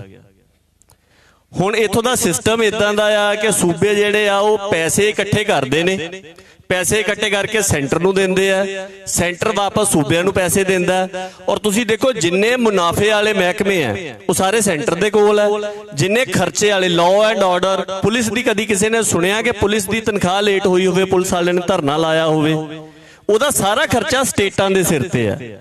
उत्थों स्टेट गवर्नमेंट्स ने जिहड़ियां वो पैसे दे लालच दे विच दोबारा उस चीज़ नूं लागू रखदियां। दूजा एक गल भाई साहब होना ने कही सी, उहदे ते मैं संखेप दे विच टिप्पणी करनी चाहुंदा। देखो आम बंदे बहुते साडे ये सोचते रहे कि पार्टी बदल दिओ जिहड़ी राज कर रही है तां साडी हालत दे विच सुधार हो जाऊगा। इस बार बहुत ही ज्यादा उम्मीद दे नाल बंदियां ने यह काम किया, पर तुसीं देखो स्थिति नहीं बदली। क्यों नहीं बदली? पहला भी नहीं बदलती रही क्योंकि इत्थे कोई भी पोलीटिकल पार्टी रूल नहीं करती। इंडिया का सिस्टम इदां दा इत्थे ब्यूरोक्रेसी रूल करती है और ब्यूरोक्रेसी अफसरशाह बिल्कुल ही उही बंदे ने, किते नहीं जाते। वो सिस्टम इंटैक्ट पिया होया। जदों तुसीं विधान सभा च जाके गल रखदे हो वो क्यों नहीं लागू हुंदी? वो इस करके नहीं लागू हुंदी, तुसीं UPSC का सिलेबस पढ़ो। साडा एक मित्र UPSC की तैयारी करता सी, असीं उहनूं कहा भी तैयारी कराउण वाले की खास कराउंदे आ? वो कहंदा जी कुछ खास नहीं कराउंदे, सिर्फ तुहानूं रोज़ इस गल दा चेता कराउंदे आ कि तुसीं सब तो बेहतरीन बंदे आ, तुहानूं ही सब कुछ पता आ, बाकी किसी नूं कुछ नहीं पता। तुसीं ही इस देश नूं चलदा रख सकदे आ, तुसीं ही सोसाइटी नूं चलदा रख सकदे आ, होर किसी भी बंदे नूं कुछ पता नहीं हैगा, तुसीं बचा के रखना। सो जिहदी ट्रेनिंग दे विच इन्नी गल पई होई है, इंस्टीट्यूट जिथे ट्यूशन लैन जाते ने फिर उन्हों की ट्रेनिंग होंगी, वो इन्ने ज्यादा अपने मामले कॉन्फिडेंट आ। एक छोटी जी उदाहरण मैं सांझी करदा। अब बडोपल रावतसर तो लैके सूरतगढ़ दे विच एक बडोपल पिंड पैंदा, उत्थे इंडिया की गवर्नमेंट ते राजस्थान की सरकार पंजाब दी जिहड़ी इंदिरा गांधी कनाल सी उहदा पानी 60 किलोमीटर लंबे ऑन एवरेज 6 किलोमीटर चौड़े रेत के टिब्बियां दे विच स्टोर करती रही 11 साल। वो पानी असी 2013 ते 2015 दे विच 2 बार जाके अखी देख के आए। 45 साल 9500 हैक्टेयर दे विच सेम रही उत्थे। ਉਹਨੂੰ हल करन दे वास्ते उत्थों दे जिहड़े लोकल लोग सीगे उन्होंने धरने मुजाहरे कीते, बहुत कुछ किया। उन्होंने एक प्लैनिंग समझाई सानू सारी भी इस तरीके दे नाल मसला हल हो सकदा साडा। ਉਹ ਕਹਿੰਦੇ ਵੀ ਸਰਕਾਰ ਦੇ ਬੰਦੇ ਜਿਹੜੇ ਅਫਸਰਸ਼ਾਹ ਉਹ ਕਰੋੜਾਂ ਰੁਪਏ ਲਾ ਚੁੱਕੇ ਆ, ਸਾਡੀ ਗੱਲ ਨਹੀਂ ਮੰਨਦੇ। ਉਹਨੇ ਇੱਕੋ ਹੀ ਕਾਰਨ ਦੱਸਿਆ, ਉਹ ਕਹਿੰਦਾ ਵੀ ਇਸ ਕਰਕੇ ਕਿ ਉਹਨਾਂ ਨੂੰ ਲੱਗਦਾ ਕਿ ਅਸੀਂ ਅਫਸਰ ਹਾਂ, ਸਾਨੂੰ ਪਤਾ ਕੀ ਕੀਤਾ ਜਾ ਸਕਦਾ। ਕਮਲਜੀਤ ਸਿੰਘ ਹੋਣੀ ਮਾਡਲ ਖੜਾ ਕਰ ਰਹੇ, ਭਾਈ ਸਾਹਿਬ ਕਰ ਰਹੇ, ਭਾਈ ਸਾਹਿਬ ਕਿੰਨੇ ਜਾਣੇ ਕਰ ਰਹੇ ਆ। ਕਿਉਂ ਨਹੀਂ ਮਾਨਤਾ ਮਿਲਦੀ? ਇਸੇ ਕਰਕੇ ਨਹੀਂ ਮਿਲਦੀ ਕਿਉਂਕਿ ਜਿਹੜਾ ਬਿਊਰੋਕਰੈਟ ਆ ਉਹ ਸਮਝਦਾ ਕਿ ਮੇਰੇ ਤੋਂ ਬਿਹਤਰੀਨ ਬੰਦਾ ਇੱਥੇ ਨਹੀਂ ਹੈਗਾ। ਔਰ ਉਸੇ ਬਿਊਰੋਕਰੇਟ ਦੇ ਰਾਜ ਦੇ ਵਿੱਚ ਪੰਜਾਬ ਦੀ ਸੁਸਾਇਟੀ ਦਾ ਜਾਂ ਖੇਤੀਬਾੜੀ ਦਾ ਮਾਡਲ ਲਗਾਤਾਰ ਨਿੱਘਰਦਾ ਜਾ ਰਿਹਾ। ਕੋਈ ਵੀ ਸਮਾਜ, ਗੁਰਪ੍ਰੀਤ ਜੀ ਤੁਸੀਂ ਕਿਹਾ ਵੀ ਕੌਣ ਪਹਿਲ ਕਦਮੀ ਕਰੇ, ਕੋਈ ਵੀ ਬੰਦਾ ਹੱਲ ਕਦੋਂ ਲੱਭਦਾ? ਜਦੋਂ ਸਮੱਸਿਆ ਦੀ ਸ਼ਿਖਰ ਹੋ ਜਾਂਦੀ ਹੈ। ਤੇ ਹੱਲ ਕਿਹੜਾ ਲਾਗੂ ਹੁੰਦਾ? ਜਿਹੜਾ ਪ੍ਰੈਕਟੀਕਲੀ ਜ਼ਮੀਨ ਦੇ ਉੱਤੇ ਬੰਦਿਆਂ ਨੇ ਕਰਕੇ ਦਿਖਾਇਆ ਹੋਵੇ। ਤੁਸੀਂ ਕਿਤੇ ਵੀ ਦੇਖ ਲਓ, ਜਿਹੜਾ ਵੀ ਮਾਡਲ ਲਾਗੂ ਹੁੰਦਾ, ਸਰਕਾਰ ਵੀ ਪਾਇਲਟ ਪ੍ਰੋਜੈਕਟ ਕਿਉਂ ਚਲਾਉਂਦੀ ਹੈ? ਕਿਤੇ ਕਾਮਯਾਬ ਕਰਕੇ ਦਿਖਾਓ। ਕਿਸੇ ਨੇ ਨਹੀਂ ਕਰਨਾ, ਉਹੀ ਕਰ ਸਕਦੇ ਆ ਜਿਨ੍ਹਾਂ ਦੇ ਅੰਦਰ ਚਿਣਗ ਜਗਦੀ ਹੈ। ਪੰਜਾਬ ਦਾ ਖੇਤੀਬਾੜੀ ਸੰਕਟ ਬਿਲਕੁਲ ਆਪ ਦੇ ਕ੍ਰਾਈਸਿਸ ਦੀ ਚਰਮ ਸੀਮਾ ਵੱਲ ਨੂੰ ਵਧ ਰਿਹਾ ਹੈ ਔਰ ਇਹਦਾ ਬਦਲ ਆਉਣਾ ਆ। ਉਹ ਬਦਲ ਸਰਕਾਰ ਲੈ ਕੇ ਆਊਗੀ ਕਿਉਂਕਿ ਉਹ ਵੀ ਗੱਲ ਕਰਦੇ ਆ ਬਦਲਣ ਦੀ। ਉਹ ਬਿਲਕੁਲ ਹੀ ਉਸ ਤਰੀਕੇ ਨਾਲ ਥੋੜਾ ਥੋੜਾ ਔਰ ਕਾਰਪੋਰੇਟਾਈਜੇਸ਼ਨ ਤੇ ਉਧਰ ਨੂੰ ਲੈ ਕੇ ਜਾ ਰਹੇ। ਜੇਕਰ ਜ਼ਮੀਨ ਨਾਲ ਜੁੜੇ ਹੋਏ ਲੋਕ ਆਪ ਪ੍ਰੈਕਟੀਕਲ ਪਾਕਟਸ ਦੇ ਵਿੱਚ ਕੰਮ ਕਰਕੇ ਦਿਖਾ ਦੇਣਗੇ, ਆਪਣੇ ਆਪ ਸੂਤਰਧਾਰ ਹੋਣਗੇ। ਬਾਕੀ ਜਿੱਥੋਂ ਤੱਕ ਤੁਸੀਂ ਸਾਡੀ ਗੱਲ ਕਹੀ, ਜਿੰਨੀ ਮਹਾਰਾਜ ਨੇ ਸਮਰੱਥਾ ਦਿੱਤੀ ਹੈ ਉਹਦੇ ਮੁਤਾਬਕ ਯਤਨ ਕਰ ਰਹੇ, ਅਗਾਂਹ ਤੋਂ ਵੀ ਕਰਾਂਗੇ। ਰਲ ਮਿਲ ਕੇ ਹੀ ਹੋਣਾ। ਕਿਸੇ ਇੱਕ ਦੀ ਸਮਰੱਥਾ ਨਹੀਂ ਹੈ ਕਿ ਉਹ ਪੂਰੇ ਪੰਜਾਬ ਦੇ ਵਿੱਚ ਮਾਡਲ ਬਦਲ ਕੇ ਲਿਆਵੇ। ਪੰਜਾਬ ਦੇ ਵਿੱਚ ਇੰਨੀ ਜ਼ਿਆਦਾ ਵਿਭਿੰਨਤਾ ਆ, ਖੇਤੀ ਦੀ, ਬਨਸਪਤੀ ਦੀ, ਮਿੱਟੀ ਦੀ, ਹੋਰ ਸਾਰੇ ਕਾਸੇ ਦੀ। ਈਵਨ ਇੱਥੇ ਤਾਂ ਛੋਟੇ ਛੋਟੇ ਜਿਹੜੇ ਸਾਡੇ ਬਲਾਕ ਲੈਵਲ ਦੇ ਜਾਂ ਤਹਿਸੀਲ ਲੈਵਲ ਦੇ ਮਾਡਲ ਆ, ਸਾਨੂੰ ਉਹ ਖੜੇ ਕਰਨੇ ਪੈਣੇ ਆਪਣੀ ਮਿੱਟੀ ਦੀ ਬਣਤਰ ਆਪਣੇ ਵਰਤੋਂ ਦੇ ਹਿਸਾਬ ਦੇ ਨਾਲ। ਔਰ ਉਹ ਮੈਨੂੰ ਲੱਗਦਾ ਕਿ ਸਭ ਤੋਂ ਬਿਹਤਰ ਇਹ ਕਰ ਸਕਦੇ, ਸੂਤਰਧਾਰ ਦੀ ਭੂਮਿਕਾ ਉਹ ਆਪਾਂ ਸਾਰੇ ਰਲ ਕੇ ਨਿਭਾ ਸਕਦੇ ਹਾਂ। ਮਿਹਰਬਾਨੀ। ਸੋ ਸਮੇਂ ਦੀ ਜਿਹੜੀ ਹੈਗੀ ਆ ਸੀਮਾ ਉਹ ਮੁਕੰਮਲ ਹੋਣ ਚੱਲੀ ਹੈ ਤੇ ਭਾਜੀ ਦੀ ਗੱਲ ਦੇ ਨਾਲ ਹੀ ਅਸੀਂ ਇਸ ਗੱਲ ਨੂੰ ਵਿਰਾਮ ਦੇਣਾ। ਕਿਹੜਾ ਮਾਡਲ ਕਿੱਥੋਂ ਨਿਕਲ ਕੇ ਐਸਟੈਬਲਿਸ਼ ਹੋਵੇਗਾ, ਉਹਦੀਆਂ ਦੋ ਸਾਖਸ਼ਾਤ ਉਦਾਹਰਨਾਂ। ਪਰਾਲੀ ਦਾ ਮਸਲਾ ਸਰਕਾਰਾਂ ਨੇ ਇੱਕ ਮਸਲਾ ਬਣਾ ਦਿੱਤਾ। ਪਰਾਲੀ ਕੋਈ ਮਸਲਾ ਨਹੀਂ, ਸਰਕਾਰਾਂ ਨੇ ਮਿਲ ਕੇ ਕਿਸਾਨਾਂ ਦੇ ਨਾਲ ਚਾਲ ਖੇਡ ਕੇ ਉਹਨੂੰ ਇੱਕ ਮਸਲੇ ਦੇ ਤੌਰ ਤੇ ਪੇਸ਼ ਕਰਤਾ ਤੇ ਉਹਦੇ ਵਿੱਚ ਉਹਦੇ ਹੱਲ ਦੇ ਪੱਖ ਤੋਂ ਅਰਬਾਂ ਖਰਬਾਂ ਰੁਪਏ ਦੀਆਂ ਸਬਸਿਡੀਆਂ ਦੀਆਂ ਖੇਡਾਂ ਖੇਡ ਕੇ ਮੰਤਰੀ ਤੋਂ ਲੈ ਕੇ ਸੰਤਰੀ ਤੱਕ ਪੈਸੇ ਖਾਦੇ ਜਾ ਰਹੇ ਆ ਤੇ ਉਸ ਮਸਲੇ ਨੂੰ ਜਿਉਂਦਾ ਰੱਖਣ ਦੀ ਕੋਸ਼ਿਸ਼ ਹੈਗੀ ਆ, ਉਹਦਾ ਹੱਲ ਕੱਢਣ ਦੀ ਕੋਈ ਕੋਸ਼ਿਸ਼ ਨਹੀਂ। ਉਸ ਮਸਲੇ ਦਾ ਹੱਲ ਜੇ ਕੱਢਿਆ ਤਾਂ ਇੱਕ ਕਿਸਾਨ ਨੇ ਕੱਢਿਆ, ਉਹਨਾਂ ਦਾ ਨਾਮ ਹੈ ਸਰਦਾਰ ਗਿਆਨ ਸਿੰਘ। ਕੱਲ ਨੂੰ ਉਹਨਾਂ ਨੂੰ ਇੱਥੇ ਸਨਮਾਨਿਤ ਕਰਨਾ। ਮਲਚਿੰਗ ਵਾਲੀ ਕਣਕ ਗਿਆਨ ਵਿਧੀ, ਠੀਕ ਹੈ। ਪਰਾਲੀ ਝੋਨੇ ਦੀ ਦਾ ਮਸਲਾ ਸਿਰਫ 450 ਰੁਪਏ ਚ ਉਹਨਾਂ ਨੇ ਹੱਲ ਕਰਤਾ। ਕੋਈ ਮਸ਼ੀਨ ਨਹੀਂ ਚਾਹੀਦੀ, ਕੋਈ ਵੱਡੇ ਟਰੈਕਟਰ ਨਹੀਂ ਚਾਹੀਦੇ। ਇਸੇ ਤਰ੍ਹਾਂ ਝੋਨੇ ਨੂੰ ਪਾਣੀ ਦਾ ਖਲਨਾਇਕ ਬਣਾ ਕੇ ਪੇਸ਼ ਕੀਤਾ, ਪੰਜਾਬ ਦਾ ਖਲਨਾਇਕ ਬਣਾ ਕੇ ਪੇਸ਼ ਕੀਤਾ ਗਿਆ। ਝੋਨਾ ਪੰਜਾਬ ਦਾ ਖਲਨਾਇਕ ਨਹੀਂ, ਝੋਨੇ ਦੀ ਜਿਹੜੀ ਵਿਧੀ ਆ ਕੱਦੂ ਵਾਲੀ, ਪਡਲਿੰਗ ਵਾਲੀ, ਉਹ ਪੰਜਾਬ ਦੀ ਖਲਨਾਇਕ ਹੈ। ਤੇ ਡਾਕਟਰ ਦਲੇਰ ਸਿੰਘ ਨੇ ਵੱਟਾਂ ਵਾਲੇ ਝੋਨੇ ਦੀ ਤਕਨੀਕ ਦਿੱਤੀ, ਡਾਕਟਰ ਦਲੇਰ ਸਿੰਘ ਨੇ ਸੁੱਕਾ ਕੱਦੂ ਵਿਧੀ ਦਿੱਤੀ। ਉਹਦੇ ਕਰਕੇ ਆਲਮੋਸਟ 25% ਪਾਣੀ ਦੇ ਨਾਲ ਝੋਨਾ ਪਲ ਜਾਂਦਾ। ਤਾਂ ਉਹ ਤਕਨੀਕਾਂ ਜ਼ਮੀਨ ਤੋਂ ਨਿਕਲਦੀਆਂ, ਜ਼ਮੀਨ ਤੋਂ ਨਿਕਲੀਆਂ ਹੋਈਆਂ ਤਕਨੀਕਾਂ ਜ਼ਮੀਨ ਤੇ ਪੂਰੇ ਦੁਨੀਆ 'ਚ ਫੈਲ ਸਕਦੀਆਂ। ਕਿਸਾਨ ਦੀ ਸਮੱਸਿਆ ਦਾ ਹੱਲ ਕਿਸਾਨ ਕਰ ਸਕਦਾ। ਤੇ ਲਾਸਟ ਦੇ ਵਿੱਚ ਅੱਧੇ ਮਿੰਟ ਲਈ 15 ਸਕਿੰਟ ਲਈ ਆਖਰੀ ਕਮੈਂਟ ਦਿਓ ਤੇ ਫਿਰ ਆਪਾਂ ਗੱਲ ਖਤਮ ਕਰਨੀ। ਜਦੋਂ ਅਸੀਂ ਬਦਲਵੇਂ ਖੇਤੀ ਮਾਡਲ ਦੀ ਗੱਲ ਕਰਦੇ ਹਾਂ ਨਾ, ਤਾਂ ਉਹਦੇ ਤੇ ਕੰਮ ਕਰਨ ਦੀ ਬਹੁਤ ਲੋੜ ਹੈ। ਅਜੇ ਤੱਕ ਕੰਮ ਨਹੀਂ ਹੋਇਆ। ਜਿੰਨਾ ਵੀ ਕੰਮ ਹੋਇਆ, ਡਾਕਟਰ ਪਹਿਲਾ ਦੀ ਇੱਕ ਸ਼ਬਦ ਕੋਡ ਕਰੂੰਗਾ, ਉਹਨਾਂ ਨੇ ਕਿਹਾ ਕਿ ਇੱਕ ਵਾਰ ਮੈਨੂੰ ਕਿ ਕਮਲਜੀਤ ਖੇਤੀ ਤੇ ਕੰਮ ਨਹੀਂ ਹੋਇਆ। ਤਾਂ ਮੈਂ ਕਿਹਾ ਡਾਕਟਰ ਸਾਹਿਬ ਕੰਮ ਤਾਂ ਬਹੁਤ ਹੋਇਆ, ਕਿੰਨਾ ਕੰਮ ਹੋਇਆ, ਕਿੱਡੇ ਕਿੱਡੇ ਵੱਡੇ ਇੰਸਟੀਚਿਊਟ ਖੜੇ ਹੋਏ ਆ। ਤਾਂ ਉਦੋਂ ਉਹਨਾਂ ਨੇ ਜੋ ਸਮਝਾਇਆ ਉਹ ਸਮਝ ਨਹੀਂ ਸੀ, ਉਤੋਂ ਦੀ ਟੱਪ ਗਈ ਗੱਲ। ਹੁਣ ਸਮਝ ਬਣੀ ਹੈ ਕਿ ਖੇਤੀ ਦੇ ਵਿੱਚ ਕੰਮ ਨਹੀਂ ਹੋਇਆ। ਵੈਸੇ ਸਾਡੇ ਸਾਰੇ ਹੀ ਕੰਮ ਜਿਹੜਾ ਹੋਇਆ ਨਾ, ਉਹ ਸਾਰਾ ਆਈਸੋਲੇਸ਼ਨ 'ਚ ਹੋਇਆ। ਜਿੰਨਾ ਕੰਮ ਹੋਇਆ ਸਾਰਾ ਆਈਸੋਲੇਸ਼ਨ 'ਚ ਹੋਇਆ। ਅਸੀਂ ਜਿਹੜਾ ਸਾਡਾ ਹਿਊਮਨ ਸਿਵਲਾਈਜੇਸ਼ਨ ਦਾ ਸਾਡਾ ਸਫ਼ਰ ਹੈ ਨਾ, ਇਹ ਕੋਐਗਜ਼ਿਸਟੈਂਸ ਤੋਂ ਆਈਸੋਲੇਸ਼ਨ ਵੱਲ ਦਾ ਸਫ਼ਰ ਹੈ। ਅਸੀਂ ਜਦੋਂ ਸਾਡਾ ਇਸ ਧਰਤੀ ਤੇ ਜੀਵਨ ਆਇਆ, ਸਭ ਕੁਝ ਇਕੱਠਾ ਸੀ, ਵਨਸਪਤੀ ਤੇ ਜੀਵ ਸਭ ਇਕੱਠੇ ਸੀ। ਤਾਂ ਹੌਲੀ ਹੌਲੀ ਆਈਸੋਲੇਸ਼ਨ ਹੁੰਦੀ ਗਈ। ਤਾਂ ਆਈਸੋਲੇਸ਼ਨ ਦੇ ਵਿੱਚ ਅਸੀਂ ਕਰਦੇ ਗਏ। ਤਾਂ ਜਿਵੇਂ ਹੁਣ ਮੈਂ ਇੱਕ ਉਦਾਹਰਨ ਨਾਲ ਸਮਝਾਉਂਗਾ, ਸੌਖਾ ਸਮਝ ਲੱਗ ਜੂਗਾ। ਹੁਣ ਗੰਨੇ ਤੇ ਬਹੁਤ ਕੰਮ ਹੋਇਆ, ਗੰਨੇ ਦੀ ਏਡੀ ਏਡੀ ਇੰਸਟੀਚਿਊਟ ਖੜੇ ਹੋ ਗਏ, ਗੰਨੇ ਦੀਆਂ ਵੈਰਾਈਟੀਆਂ ਤੇ ਕੰਮ ਹੋਇਆ, PhDਆਂ ਹੋਈਆਂ, ਗੰਨੇ ਦੀ ਇੱਕ ਇੱਕ ਬਿਮਾਰੀ ਤੇ ਕੰਮ ਹੋਇਆ।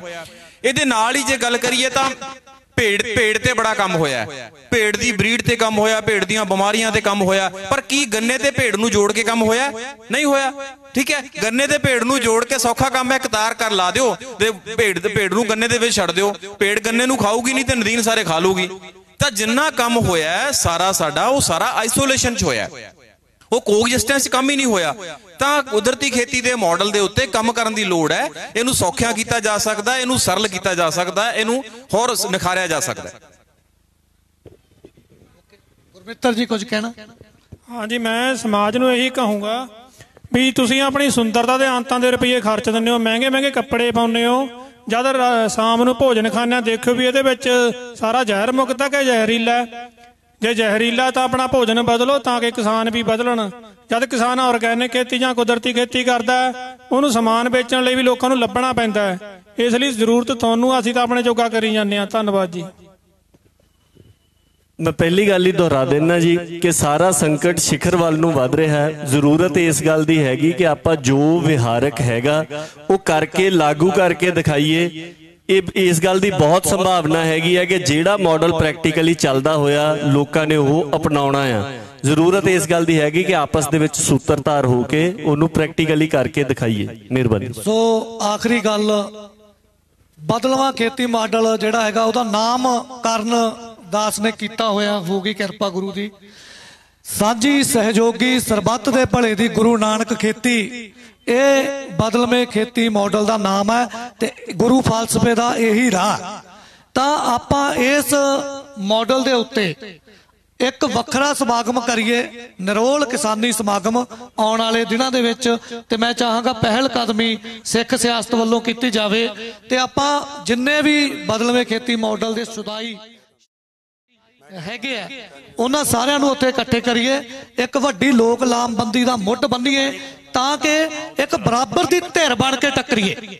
ਅੱਜ ਸਰਕਾਰਾਂ ਕਾਰਪੋਰੇਟ ਮੁਤਾਬਕ ਚੱਲਦੀਆਂ ਪਈਆਂ ਕਿਉਂਕਿ ਕਾਰਪੋਰੇਟ ਧਿਰ ਤਕੜੀ ਹੈ ਤੇ ਤੁਸੀਂ ਸਾਰੇ ਵੰਡੇ ਹੋਏ ਹੋ।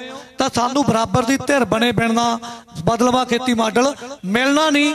ਤੇ ਜੇ ਤੁਹਾਡੀ ਸਹਿਮਤੀ ਹੱਥ ਖੜੇ ਕਰਕੇ ਦੱਸੋ ਵੀ ਜਲਦੀ ਹੀ ਇੱਕ ਸਮਾਗਮ ਉਲੀਕੀਏ, ਉਹਦੇ 'ਚ ਸਾਰੇ ਪਹੁੰਚੋਗੇ ਬਿਨਾਂ ਸੱਦੇ? ਜਲਦੀ ਹੀ ਡੇਟ ਅਨਾਉਂਸ ਕੀਤੀ ਜਾਊਗੀ ਤੇ ਹੁਣ ਅਸੀਂ ਸਮਾਗਮ ਨੂੰ ਇੱਥੇ ਹੀ ਵਿਰਾਮ ਦਿੰਦੇ ਹਾਂ ਅਗਲੇ ਸਮਾਗਮ ਲਈ। ਤੇ ਸਨਮਾਨ ਸਮਾਰੋਹ ਤੋਂ ਬਾਅਦ ਜਿਹੜਾ ਅਗਲੀ ਕਾਰਵਾਈ ਬਾਈ ਜੀ ਚਲਾਉਣਗੇ। ਬਹੁਤ ਬਹੁਤ ਸ਼ੁਕਰੀਆ। ਸਤਿ ਸ੍ਰੀ ਅਕਾਲ।